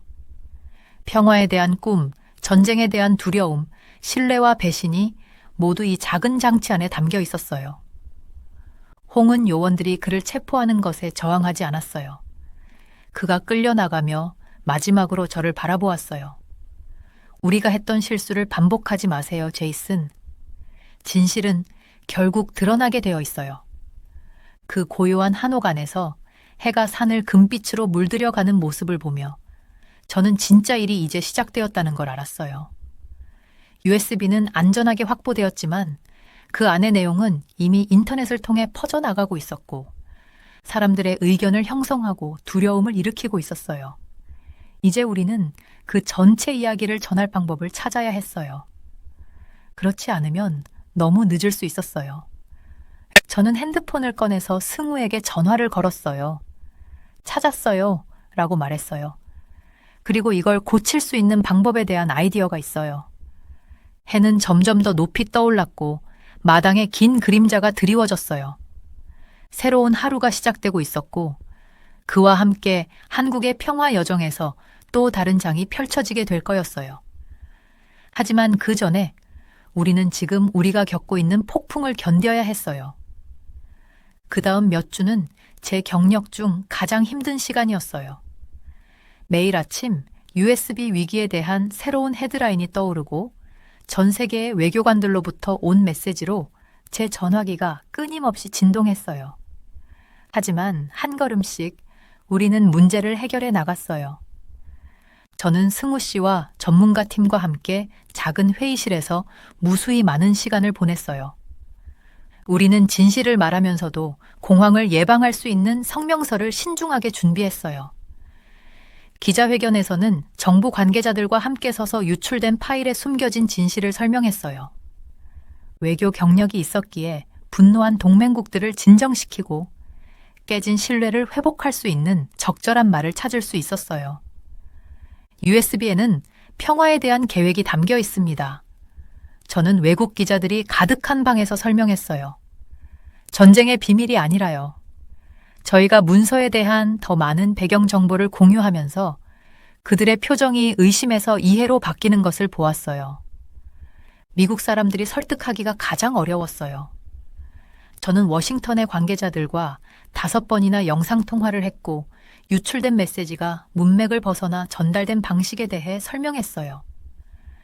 전체적인 그림을 생각해 보세요. 저는 말했어요. 한국은 항상 아시아에서 여러분의 가장 강력한 동맹국이었습니다. 그건 변하지 않았어요. 일본은 서울에 특별사절을 보냈어요. 우리는 3일 동안 유출된 파일의 모든 단어를 검토하며 자세히 논의했어요. 조금씩 그들의 의구심이 사라지기 시작했어요. 중국과 러시아도 보통 이런 상황에서 이득을 보려는 나라들인데 한국의 안정성이 중요한 문제라는 점을 이해하는 것처럼 보였어요. 하지만 가장 강력한 순간들은 공식적인 회의 밖에서 일어났어요. 어느 날 저녁 또 다른 힘든 하루를 마친 후 저는 서울 광화문 광장을 걸었어요. 해가 지고 광장은 촛불을 든 사람들로 가득했어요. 그들은 더 이상 분노한 시위자가 아니었어요. 평화를 원하는 시민들이었어요. 한 노인이 저에게 다가와 작은 종이컵에 담긴 뜨거운 차를 건넸어요. 힘내세요. 그녀가 부드럽게 웃으며 한국어로 말했어요. 당신이 일을 바로잡아 주리라 믿어요. 그녀의 친절함이 저를 크게 울렸어요. 아마 한국 전쟁을 겪으셨을 분이었을 텐데 나라가 찢어지고 다시 일어나는 걸 보셨을 거예요. 그런데도 여전히 희망을 가지고 있었어요. 저는 한국 사람들이 겪어온 수많은 도전들을 떠올렸어요. 일본의 식민지 지배, 한국 전쟁, 한반도의 아픈 분단. 그럼에도 그들은 결코 포기하지 않았어요. 그날 밤은 저에게 모든 것을 바꾸어 놓았어요. 이제 이 문제는 단순히 정치적 위기를 해결하는 일이 아니었어요. 그것은 그 할머니처럼 어려운 시간을 지나면서도 더 나은 미래를 믿고 희망을 품고 있는 사람들의 꿈을 지키는 일이었어요. 호텔 방에서 저는 1950년대 한국의 옛 사진들을 보았어요. 전쟁 직후 거리들은 파괴되고 건물들은 잔해로 변해 있었어요. 하지만 그 모든 사진 속에서 사람들은 함께 일하며 재건하는 모습을 보였어요. 지금 70년이 지난 후 서울은 세계에서 가장 현대적인 도시 중 하나가 되었어요. 이건 우연이 된 일이 아니었어요. 평범한 한국 사람들이 절대로 포기하지 않았기 때문에 가능했어요. 광장에서의 시위자들은 그 정신을 상기시켜 주었어요. 그들이 USB 위기에 대해 의견이 달랐더라도 폭력적인 시위 대신 평화로운 촛불 집회를 열며 자신의 의견을 표현했어요. 그들은 민주주의가 어떻게 작동해야 하는지를 보여주었어요. 서로의 차이를 존중하면서 목소리를 내는 거죠. 위기가 시작된 지 한 달이 지나고 결국 상황은 진정되었어요. 미국과 일본은 공개적으로 한국에 대한 지지를 재확인했어요. 중국과 러시아는 위협적인 발언을 철회했어요. 가장 중요한 건 한국 국민들이 유출 사건의 충격에서 벗어나 앞으로 나아가기로 마음을 먹었다는 거였어요. 서울에서의 마지막 밤, 저는 호텔 방 창문에 서서 펼쳐진 도시의 불빛을 바라봤어요. 한강은 조용히 흐르고 있었어요. 그 강은 싱가포르 제 사무실 벽에 걸린 사진 속 그 강이었어요. 그런데 이제는 한국에 대해 다르게 느껴졌어요. 이곳은 단순한 정치적 드라마나 국제적 위기의 장소가 아니었어요. 이곳은 큰 도전들을 맞서며 희망과 존엄을 잃지 않은 평범한 영웅들이 살아가는 땅이었어요. 집으로 돌아가기 위해 짐을 싸면서 저는 그 할머니가 주었던 종이컵을 발견했어요. 저는 그 컵을 조심스럽게 휴지로 감싸서 서류 가방에 넣었어요. 그것은 한국에서 배운 것을 기억하게 해줄 거였어요. 진정한 힘은 정치적 권력이나 군사적 위력이 아니라 어떤 어려움 속에서도 더 나은 미래를 믿고 포기하지 않는 평범한 사람들의 회복력에 있다는 걸요. 비행기 창밖을 보며 서울이 점점 멀어져 가는 모습을 바라봤어요. 도시의 불빛은 사라졌지만 그 교훈은 제 마음에 남아 있었어요. 한국은 저에게 가장 어두운 시기에도 사람들이 함께 일하면 빛을 찾을 수 있다는 것을 가르쳐 주었어요. 제가 해결한 건 단지 외교적 위기가 아니었어요. 그것은 절대로 잊지 못할 인간 용기의 교훈이었어요. 김진우는 항상 외교의 힘을 믿었어요. 그는 수년간 세계 정치의 미묘한 균형을 연구했고 지리정치 분석가로서의 경력은 국가들이 어떻게 상호작용하는지, 한 나라의 작은 변화가 어떻게 전 세계에 영향을 미칠 수 있는지를 이해하는 데 바탕을 두고 있었어요. 하지만 아무리 전문가라 해도 그가 곧 겪게 될 일에는 아무 준비도 되어 있지 않았어요. 진우는 자신의 고향인 대한민국과 깊은 연결을 느끼고 있었어요. 국제관계에 대한 그의 지식과 복잡한 정치적 환경을 헤쳐나가는 능력 덕분에 그는 대한민국의 중요한 인물들에게 신뢰받는 고문으로 자리를 잡을 수 있었어요. 그런데 윤석열 대통령과 만날 준비를 하면서 그건 뭔가 다른 느낌이었어요. 공기 중에 무언가가 변한 것 같았고 그건 단순한 긴장감이 아니라 분명히 폭풍이 다가오고 있다는 신호였어요. 윤 대통령은 북한과 관련된 문제에서 강력한 리더십으로 잘 알려져 있었어요. 그는 압박이 심해도 굳건히 버티는 모습을 보여줬죠. 하지만 지금 전 세계의 이목이 집중된 상황에서 그는 그가 상상할 수 없었던 더 큰 위기에 직면해 있었어요. 시리아에서 새로운 불안이 시작되었고 정보 소식통들은 터키가 극단주의 세력들과 손을 잡기 시작했다고 전하고 있었어요. 세계는 글로벌 갈등의 가장자리에 서 있었고 대한민국은 그 틈새에서 대국들 사이에 끼어들며 그 여파를 바로 겪게 될 상황이었어요. 대통령실의 고요한 분위기 속에서 윤 대통령은 피곤해 보였어요. 평소의 단호한 표정이 무거운 결정들을 내려야 한다는 압박으로 부드럽게 변해 있었죠. 그는 시리아에서 알케다 잔당들이 이끄는 새로운 세력이 떠오르고 있다는 상황에 대해 이야기했어요. 그 세력은 날이 갈수록 강해지고 있었고 중동뿐만 아니라 전 세계의 안보를 위협하고 있었어요. 그것만으로도 충분히 걱정할 일인데 터키가 이 극단주의 세력들과 더 깊은 관계를 맺을 가능성까지 생겼어요. 게다가 이미 내적인 문제로 바쁜 미국은 자신들의 우선순위를 맞추는데 어려움을 겪고 있었어요. 진우 씨는 권력의 미묘한 균형을 잘 이해하고 있지, 그렇지? 윤 대통령이 낮고 단단한 목소리로 말했어요. 하지만 지금 여기에는 누구도 알지 못하는 더 큰 일이 있어. 국제사회, 특히 미국의 압박이 심해지고 있고 우리의 주권이 의문시되고 있어. 진우는 의자에 몸을 기대고 대통령의 말을 주에 깊게 들었어요. 그는 중요한 회의에 자주 참석해본 경험이 있어서 상황이 심각하다는 걸 금방 느꼈어요. 윤 대통령이 선언한 비상사태는 전례 없는 일이었지만 그만한 이유가 있다는 건 분명했어요. 세계는 순간순간 더 불안정해지고 있었고 윤 대통령은 이 혼란을 헤쳐나갈 수 있는 사람을 필요로 하고 있었어요. 저 혼자서 하는 일이 아니에요. 진우가 말했어요. 그 말은 자신도 확신이 없었지만 대통령에게 조금이라도 위로가 되고자 했어요. 두 사람 사이에는 불확실성의 무게가 두껍게 깔려 있었어요. 알고 있어. 윤 대통령이 조용히 대답했어요. 그런데 문제는 우리가 모든 것을 잃기 전에 얼마나 더 나아갈 수 있냐는 거야.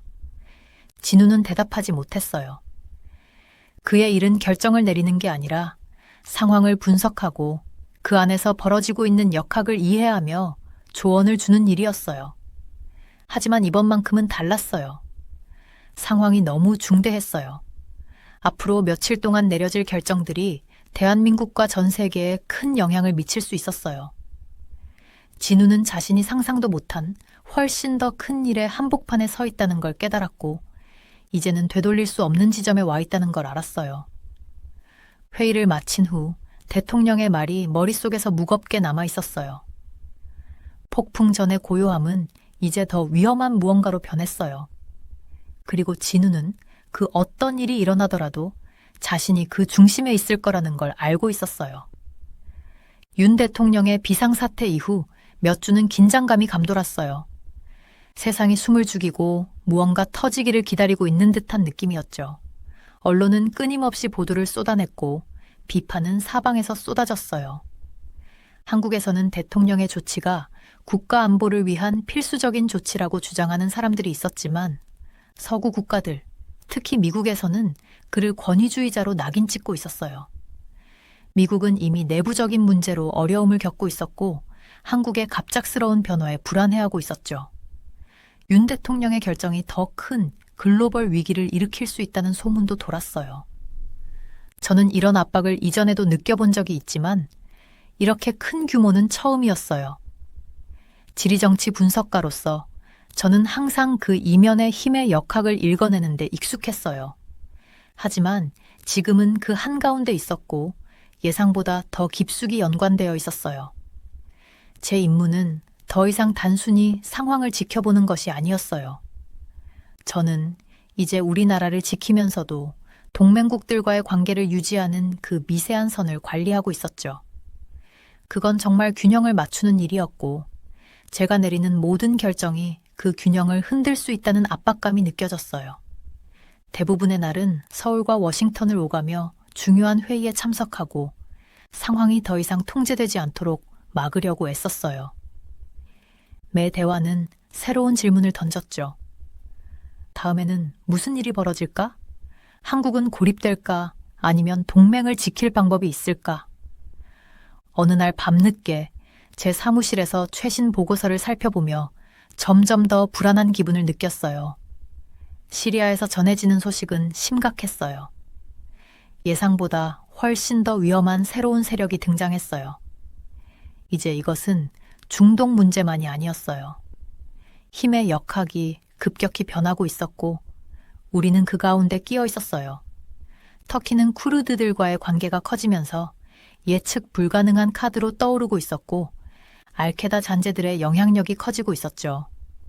우리가 필요로 하는 마지막 것이라면 바로 이런 혼란스러운 상황이었어요.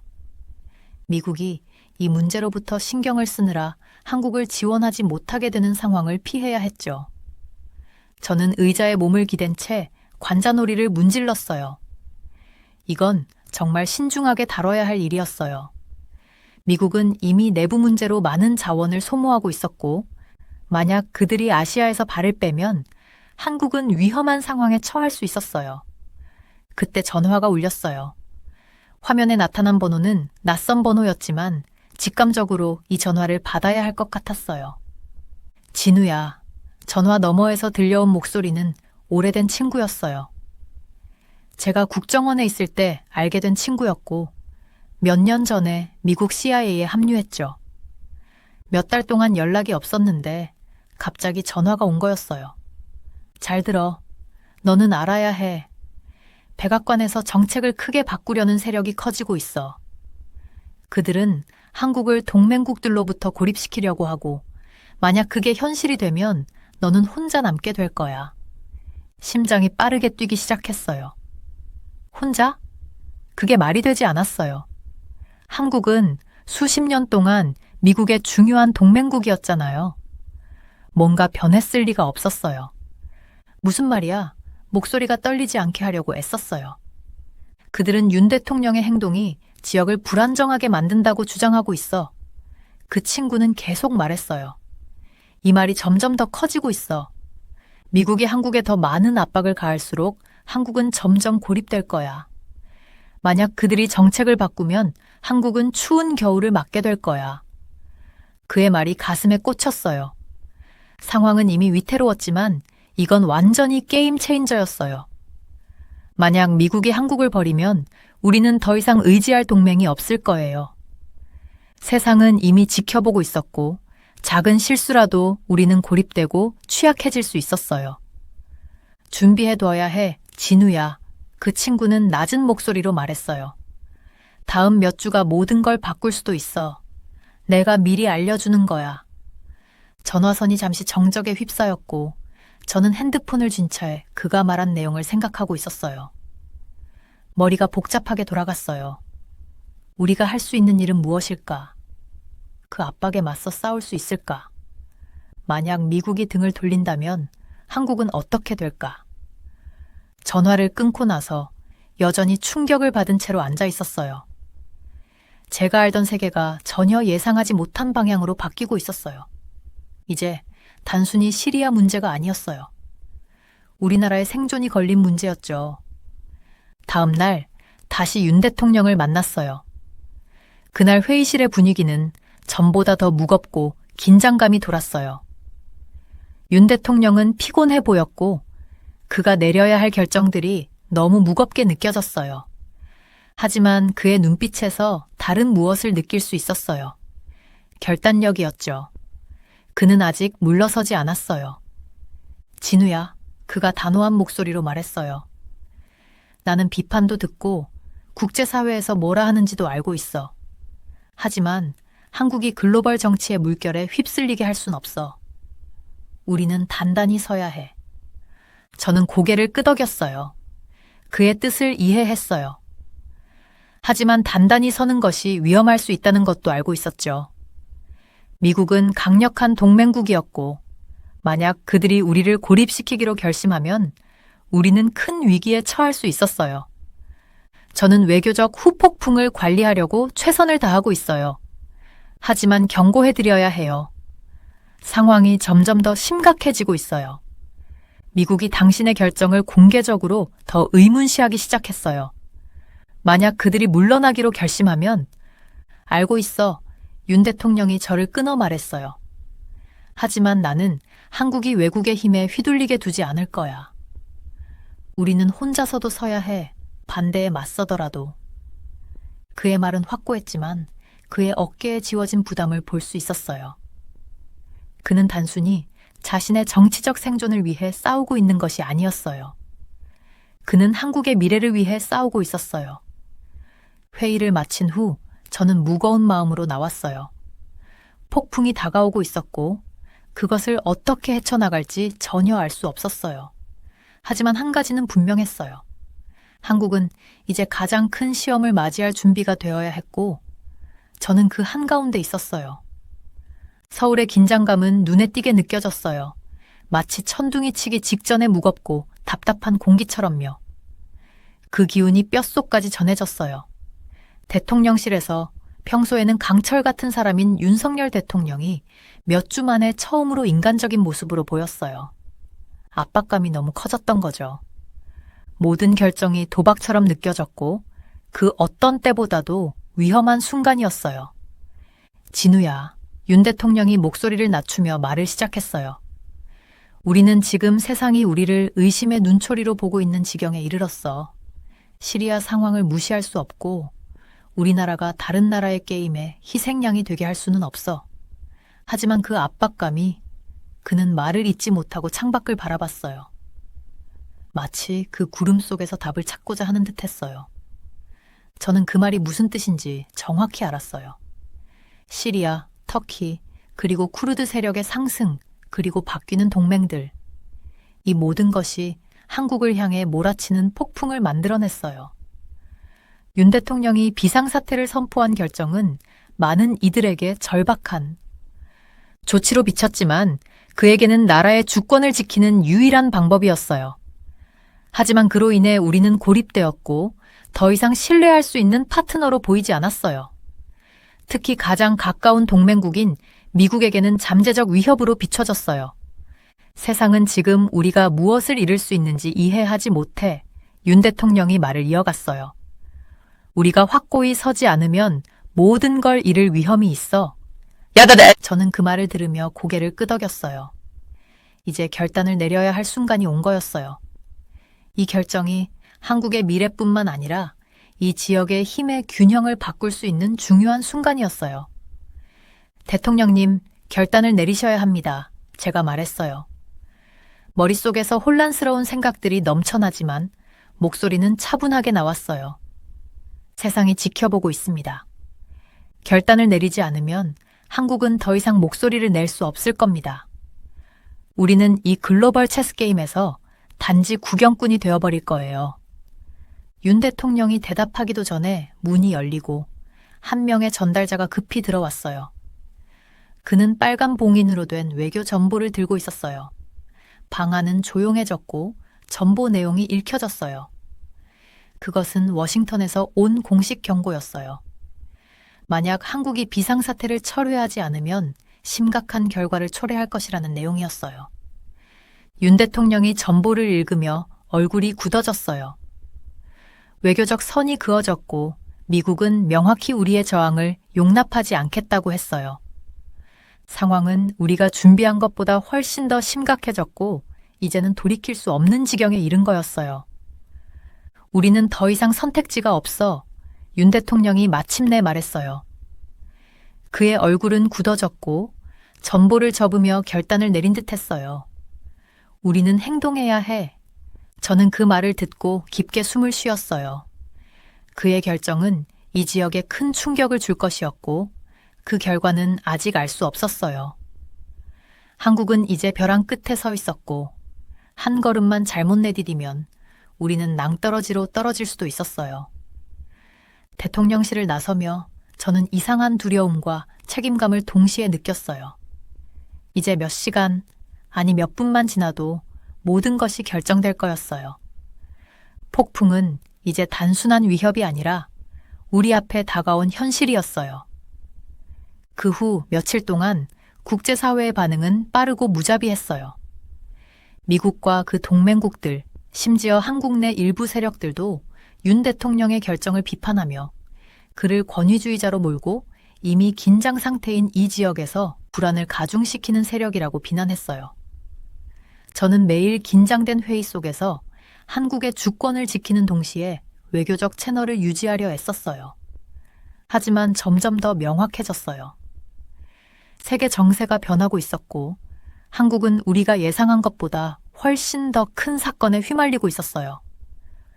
어느 날 저녁 제 사무실에서 최신 정보 보고서를 검토하고 있을 때 전화가 걸려왔어요. 저는 그 전화를 기다리고 있었지만 사실 오지 않기를 바랐어요. 전화기 너머에서 들려오는 목소리는 매우 급박했어요. 진우야, CIA에서 오랜 친구가 말했어요. 너 이 소식 들어야 해. 백악관 내에서 움직임이 있어. 그들은 한국을 고립시키려고 하고 있어. 우리를 완전히 차단하려고 해. 상황이 예상보다 더 빠르게 악화되고 있어. 최악의 상황에 대비해. 저는 갑자기 얼음이 내 몸을 감싸는 듯한 차가운 느낌을 받았어요. 벽이 점점 좁혀져 오고 그 중심에 제가 서 있는 거였어요. 한국은 이제 국제적인 위기에 직전까지 갔고 그동안 제가 해온 모든 일이 한 줄기 실타래처럼 끊어질 수도 있었어요. 저는 항상 분석하고 예측하는 능력에 자부심을 가지고 있었지만 이번에는 그 폭풍이 어디로 향할지 전혀 알 수 없었어요. 밤은 점점 더 길어졌고 불확실함이 커져만 갔어요. 하지만 한 가지는 분명했어요. 이제 세상은 우리에게 더 이상 기다리지 않았어요. 게임은 이미 시작되었고 우리는 전력을 다해 싸워야 했어요. 이제 남은 질문은 한국이 이 폭풍을 견뎌낼 수 있을지 아니면 그 후폭풍 속에서 살아남을 수 있을지였어요. 그 후로 며칠은 진우가 겪어본 적이 없는 날들이었어요. 전화 한 통, 이메일 하나, 대화 한마디가 이전보다 훨씬 더 무겁게 느껴졌어요. 세상이 지켜보고 있는 상황에서 이제는 시간이 멈춘 듯 숨을 죽이고 있는 것만 같았어요. 저는 이 거대한 위기의 한가운데 서 있었어요. 그토록 광범위한 상황이라서 마치 땅이 흔들리는 것처럼 느껴졌어요. 한국과 미국의 관계가 악화되면서 저는 그 폭풍 속에 더 깊이 빠져들었어요. 윤 대통령이 결정을 내렸지만 이제 그 결정의 여파가 실시간으로 정치계를 흔들고 있었어요. 저도 이런 종류의 회의나 비공개 대화에는 참여한 적이 있었지만 이번만큼 중요한 적은 없었어요. 이렇게까지 중요한 순간은 처음이었어요. 저는 회의실에 앉아 있었어요. 그곳에는 대통령의 측근들이 몇 명 있었고 공기가 무겁고 긴장감이 가득했어요. 회의실 문이 딸칵 닫히자 모두의 시선이 커다란 화면으로 향했어요. 화면에는 시리아 상황이 실시간으로 중계되고 있었어요. 전쟁은 급격히 전개되고 있었어요. 시리아는 기존의 동맹을 끊고 터키와 쿠르드 세력을 지지하기로 공식 발표했어요. 그 여파는 즉각적이었어요. 이제 이 문제는 단순한 중동 문제를 넘어서 전 세계적인 문제가 되었어요. 미국은 긴장 상태였고 군대는 높은 경계 태세를 유지하고 있었어요. 군사적 행동 가능성에 대한 소문도 이미 떠돌고 있었어요. 저는 몸을 앞으로 기울이며 침착하려 애썼어요. 머릿속은 이미 여러 가지 상황을 빠르게 돌려보며 생각하고 있었어요. 이제 이 문제는 더 이상 한국만의 일이 아니었어요. 국제 질서를 송두리째 흔들 수 있는 도미노 효과가 일어나고 있었어요. 한국은 이미 윤 대통령의 비상사태 선언으로 고립된 상태였고 지금은 두 초강대국 사이에서 매우 위험한 위치에 놓여 있었어요. 미국은 한국의 위기 개입을 점점 더 꺼리고 있었고 중국은 긴장이 고조되면 가만히 있지 않겠다고 분명히 경고했어요. 우리는 결정을 내려야 해, 진우. 윤 대통령의 목소리가 제 생각을 가르며 들려왔어요. 그의 얼굴은 창백했고 평소의 냉정한 표정은 사라지고 깊은 걱정이 담긴 모습이었어요. 세상이 우리를 보고 있어. 우리가 움직이지 않으면 국제사회에서 우리의 입지가 사라질 거야. 저는 고개를 끄덕였어요. 그 말이 얼마나 무겁고 중요한지 몸으로 느껴졌어요. 윤 대통령은 몇 주 동안 압박을 받아왔지만 이제 다가오는 몇 시간 안에 내려야 할 결정이 모든 걸 바꿀 수 있었어요. 비상사태 덕분에 한국은 서구와 충돌 직전의 상태였고, 시리아가 기존의 동맹을 떠난 지금, 미국은 한국의 독립적인 입장을 용납할 가능성이 더 낮아졌어요. 우리는 대응해야 합니다. 제가 목소리를 가다듬으며 말했어요. 우리 입장이 불안정하지만 지금 물러나면 남은 협상력마저 잃을 위험이 있어요. 윤 대통령은 잠시 저를 쳐다보았어요. 그의 시선은 예리했고 뭔가를 찾고 있는 듯 했어요. 그의 얼굴에는 피로와 긴장이 섞여 있었어요. 그는 이 상황이 얼마나 위험한지 잘 알고 있었어요. 하지만 그 눈빛에서 저는 결단력을 읽을 수 있었어요. 그는 쉽게 물러서지 않을 사람이었어요. 알아. 그가 낮은 목소리로 말했어요. 그런데 우리가 잘못된 선택을 하면 상황이 더 악화될 수도 있잖아. 저는 간단한 답을 줄 수 없었어요. 그런 답은 없었어요. 우리는 명확한 규칙도 없이 그야말로 모든 것이 걸린 게임을 하고 있었어요. 회의실은 조용해졌어요. 텔레비전 방송의 소음만 계속해서 들려왔어요. 이제는 미국의 대응이 중계되고 있었어요. 워싱턴은 강경한 경고를 보냈어요. 한국이 비상조치를 계속하면 외교적, 경제적 제재가 있을 것이라고. 메시지는 명확했어요. 미국은 더 이상의 확장을 용납하지 않겠다고. 회의실 안의 압박감이 점점 더 강해졌어요. 모두가 저에게 방향을 찾기를 바라고 있었어요. 하지만 저도 쉽게 대답할 수 없었어요. 제 머릿속은 CIA에서 온 암호화된 메시지로 가득했어요. 너무 가까이 있어. 지금 당장 빠져나와. 늦기 전에. 그 경고는 저에게 차가운 공포를 안겨줬어요. 하지만 지금은 그 메시지가 무의미하게 느껴졌어요. 선택은 이미 내려졌고 되돌릴 수 없었어요. 그때 문이 열리며 보좌관이 급히 들어왔어요. 대통령의 전화가 울렸고 그의 표정으로 봐서는 상대방이 전하는 말이 심각한 내용임을 알 수 있었어요. 그는 회의실을 조용히 시키라고 손짓하며 전화를 받았어요. 그의 얼굴은 점점 더 굳어갔어요. 몇 분 후 그는 고개를 끄덕이고 전화를 끊었어요. 미국이 우리에게 최후 통첩을 보냈다. 24시간 내로 긴장을 완화하지 않으면 외교적, 군사적 조치를 취하겠다고 했다. 그 말은 회의실 안에 무겁게 퍼졌어요. 공기가 탁해지면서 숨이 막힐 것 같았어요. 모두의 얼굴에 공포가 번졌고 대통령의 다음 행동이 무엇일지 알 수 없었어요. 그가 한국의 이익을 지키기 위해 어느 정도까지 갈 수 있을지가 불확실했어요. 저는 더 이상 침묵할 수 없었어요. 지금 바로 결단을 내려야 해요. 물러나면 우리가 가진 모든 것을 잃을 위험이 있어요. 우리의 주권, 동맹, 지금까지 쌓아온 모든 것들을요. 하지만 만약 앞으로 나아가면 저는 말을 멈췄어요. 그 생각을 끝낼 필요는 없었어요. 리스크가 너무 컸기 때문이었어요. 윤 대통령은 고개를 끄덕이며 저를 바라봤어요. 그의 얼굴엔 결단과 불확실함이 섞여 있었어요. 그럼 우린 선택의 여지가 없어. 행동하자. 회의가 끝나고 저는 회의실 밖으로 나왔어요.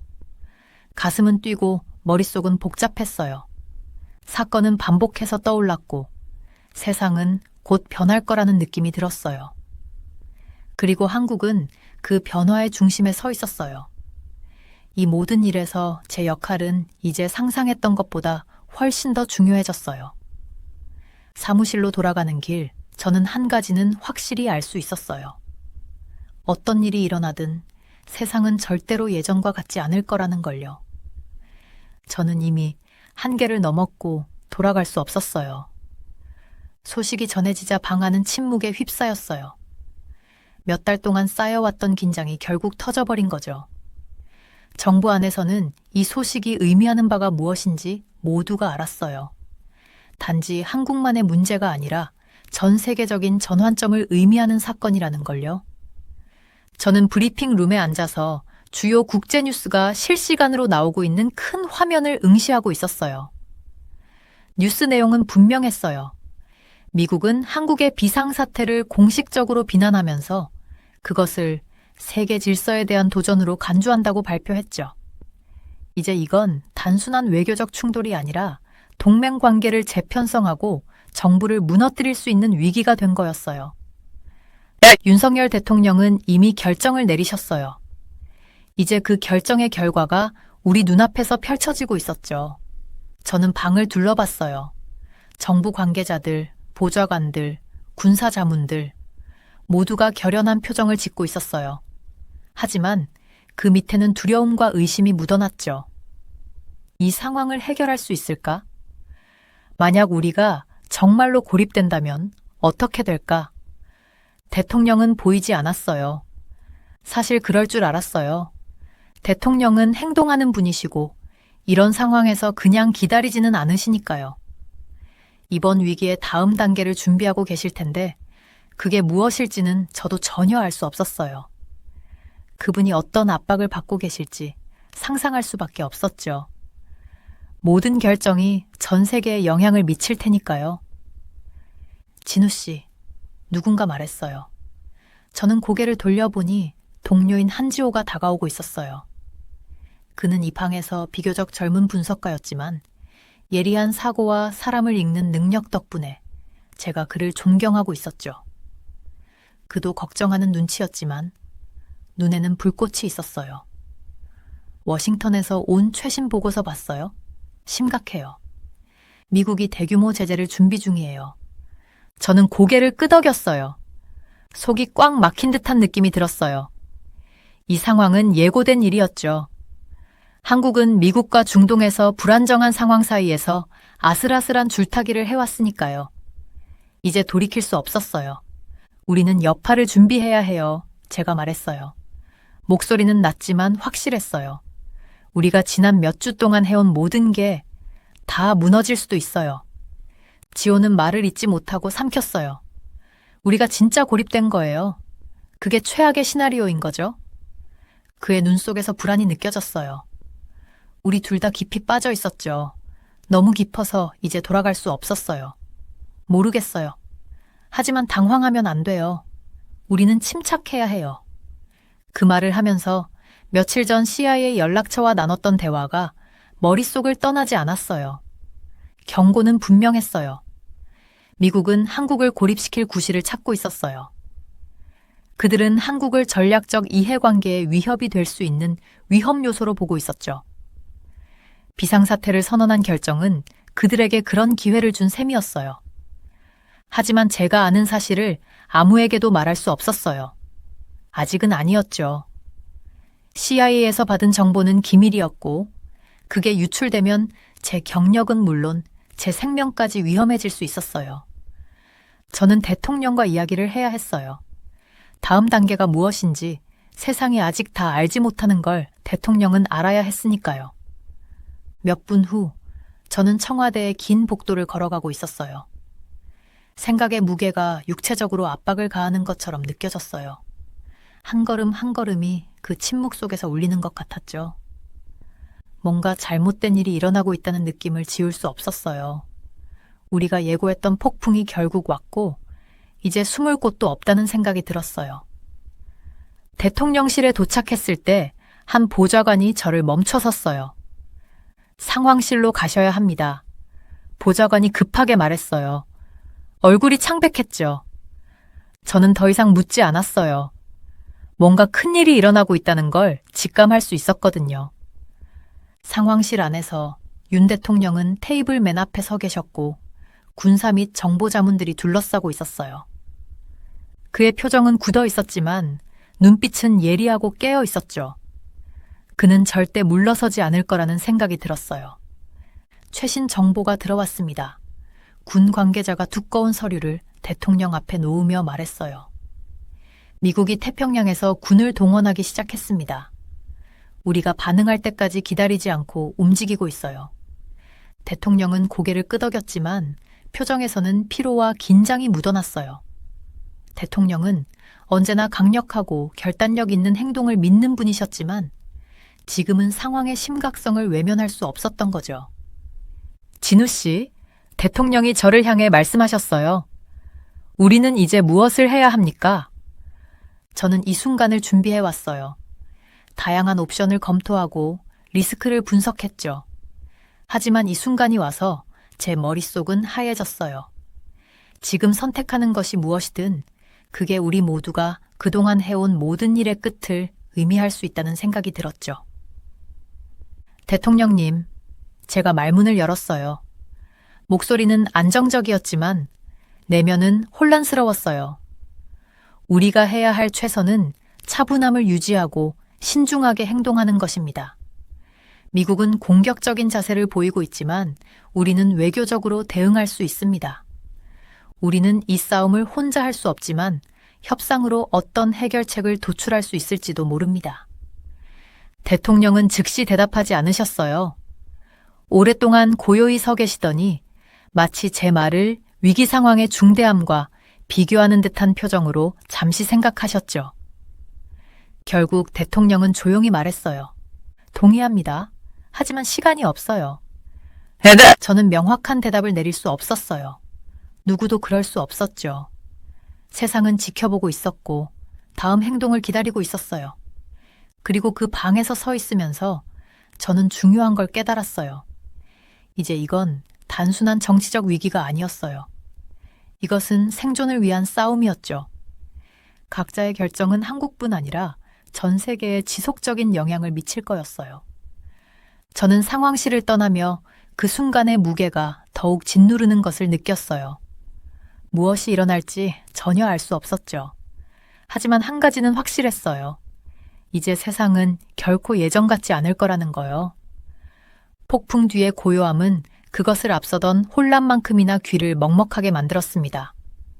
서울은 나라를 휩쓴 정치적 혼란에서 겨우 회복한 상태였어요. 지금 제가 책상에 앉아 있으니 지난 몇 주 동안의 무게가 그 어느 때보다 더 무겁게 저를 짓누르는 느낌이었어요. 모든 게 흐릿하게 지나갔어요.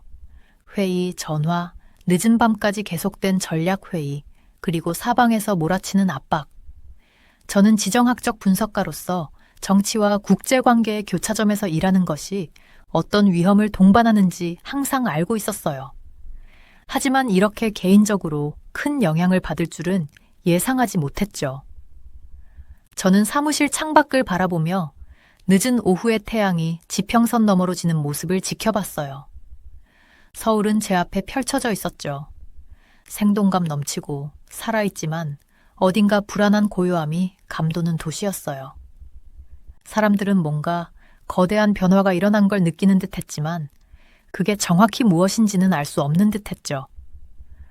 윤 대통령이 비상사태를 선포한 대담한 결정은 세상을 깜짝 놀라게 했고 그 순간 저는 제 결정이 잘못된 것 아닌가 하는 의문이 들었어요. 제가 그를 이 길로 이끈 걸까요? 이 사태가 이렇게까지 전개되도록 막을 방법은 없었을까요? 하지만 비상회의와 긴장된 대화들, 미국과 동맹국들로부터 계속되는 압박을 떠올리며 저는 깨달았어요. 대한민국은 궁지에 몰렸어요. 우리는 선택의 여지가 없었어요. 더 이상 외교의 문제가 아니었어요. 이건 생존의 문제였죠. 때로 생존을 위해서는 다른 시대, 다른 맥락에서 보면 상상도 못할 결정을 내려야 할 때가 있어요. 책상 위 전화기가 울려 제 생각을 끊었어요. 워싱턴에 있는 동료가 보낸 메시지였죠. 여기는 아직 진정되지 않았어요. 당신은 해야 할 일을 했어요, 진우. 다만 기억하세요. 역사는 우리 모두를 심판할 거예요. 저는 의자에 기대어 앉으며 그 말들이 공중에 떠도는 느낌이었어요. 역사. 우리는 항상 추상적으로만 얘기하죠. 과거가 우리의 행동을 어떻게 볼지, 오늘의 결정이 내일 어떻게 기억될지. 하지만 그 순간 그건 더 이상 추상적인 개념이 아니었어요. 너무나 개인적이고 지금 당장 제게 중요한 문제처럼 느껴졌죠. 역사는 우리를 어떻게 평가할까요? 윤 대통령을, 저를? 지난 몇 주는 모든 것이 얼마나 약한지 배운 시간이었어요. 한 번의 실수, 한 번의 잘못된 판단으로 모든 것이 무너질 수 있다는 걸 저는 직접 겪었죠. 어떻게 글로벌 강대국들이 한 번의 결정으로 상황을 뒤바꿀 수 있는지, 어떻게 동맹들이 불안정의 조짐만으로도 틀어질 수 있는지 봤어요. 저는 항상 정치적 환경을 이해하는 데 필요한 건 정확한 정보와 도구라고 생각했어요. 앞으로 무엇이 일어날지 예측할 수 있는 능력이 중요하다고 믿었죠. 하지만 먼지가 가라앉고 나서 깨달았어요. 지식만으로는 충분하지 않아요. 그에 못지않게 중요한 건 신념이에요. 전 세계가 지켜보고 판단하고 의문을 제기할 때에도 자신의 결정을 지킬 수 있는 용기 말이죠. 수많은 브리핑을 듣고 고위 공직자들이 차갑고 계산적인 말로 위기를 처리하는 걸 봤어요. 그들에게 이건 단지 또 하나의 위기일 뿐이었죠. 글로벌 퍼즐의 한 조각처럼요. 하지만 저에게는 전혀 다른 의미였어요. 그건 이제 단순한 문제가 아니라 너무나 개인적인 일이 되어버렸어요. 사무실은 이제 너무 좁게 느껴졌어요. 저는 공기가 필요했죠. 코트를 챙겨 입고 문을 열고 나갔어요. 서울의 거리는 언제나처럼 바쁘게 움직이고 있었지만 사람들의 얼굴은 뭔가 다른 이야기를 하고 있는 듯 보였어요. 공기 중에 고요한 긴장감이 느껴졌어요. 그동안 눈치채지 못했던 것들이었죠. 사람들 역시 제가 이제 막 깨달은 그 사실을 느끼고 있는 걸까요? 우리가 얼마나 끝자락에 있었는지. 세상은 끝나지 않았어요, 아직은. 하지만 우리는 그 벼랑 끝에 있었고 그동안 제가 해왔던 일들, 제가 믿어왔던 것들이 지금 이 순간 모두 균형을 잃고 있는 느낌이었어요. 저는 거리를 헤매며 생각에 잠겼어요. 하늘은 점점 어두워지고 도시 불빛이 하나씩 켜지며 길게 그림자를 들이우고 있었어요. 언제나 회복력과 생명력의 상징이었던 도시였지만 이번만큼은 그 미래에 대한 깊은 불확실함을 느꼈어요. 저는 작은 카페에 멈춰 서서 안의 따뜻함이 밖의 차가운 공기와 대조를 이루는 것을 느꼈어요. 커피 한 잔을 주문하고 창가에 앉아 주변을 보며 세상이 계속 흘러가는 모습을 지켜봤어요. 사람들은 웃고 이야기하며 일상에 몰두했죠. 하지만 저는 뭔가가 영원히 달라졌다는 느낌을 떨칠 수가 없었어요. 문이 열리고 저는 고개를 들었어요. 익숙한 얼굴이 들어왔어요. 국가정보원에서 함께 일했던 전 동료였죠. 그는 저를 보고 작은 고개를 끄덕이며 다가왔어요. 유령이라도 본 것처럼 보이네요. 그가 말하며 제 맞은편 의자에 앉았어요. 저는 가볍게 웃었어요. 그렇게 말할 수도 있겠네요. 우리는 잠시 침묵을 지켰어요. 서로 말로 다 표현할 수 없는 경험을 했다는 걸 우리는 다 알고 있었죠.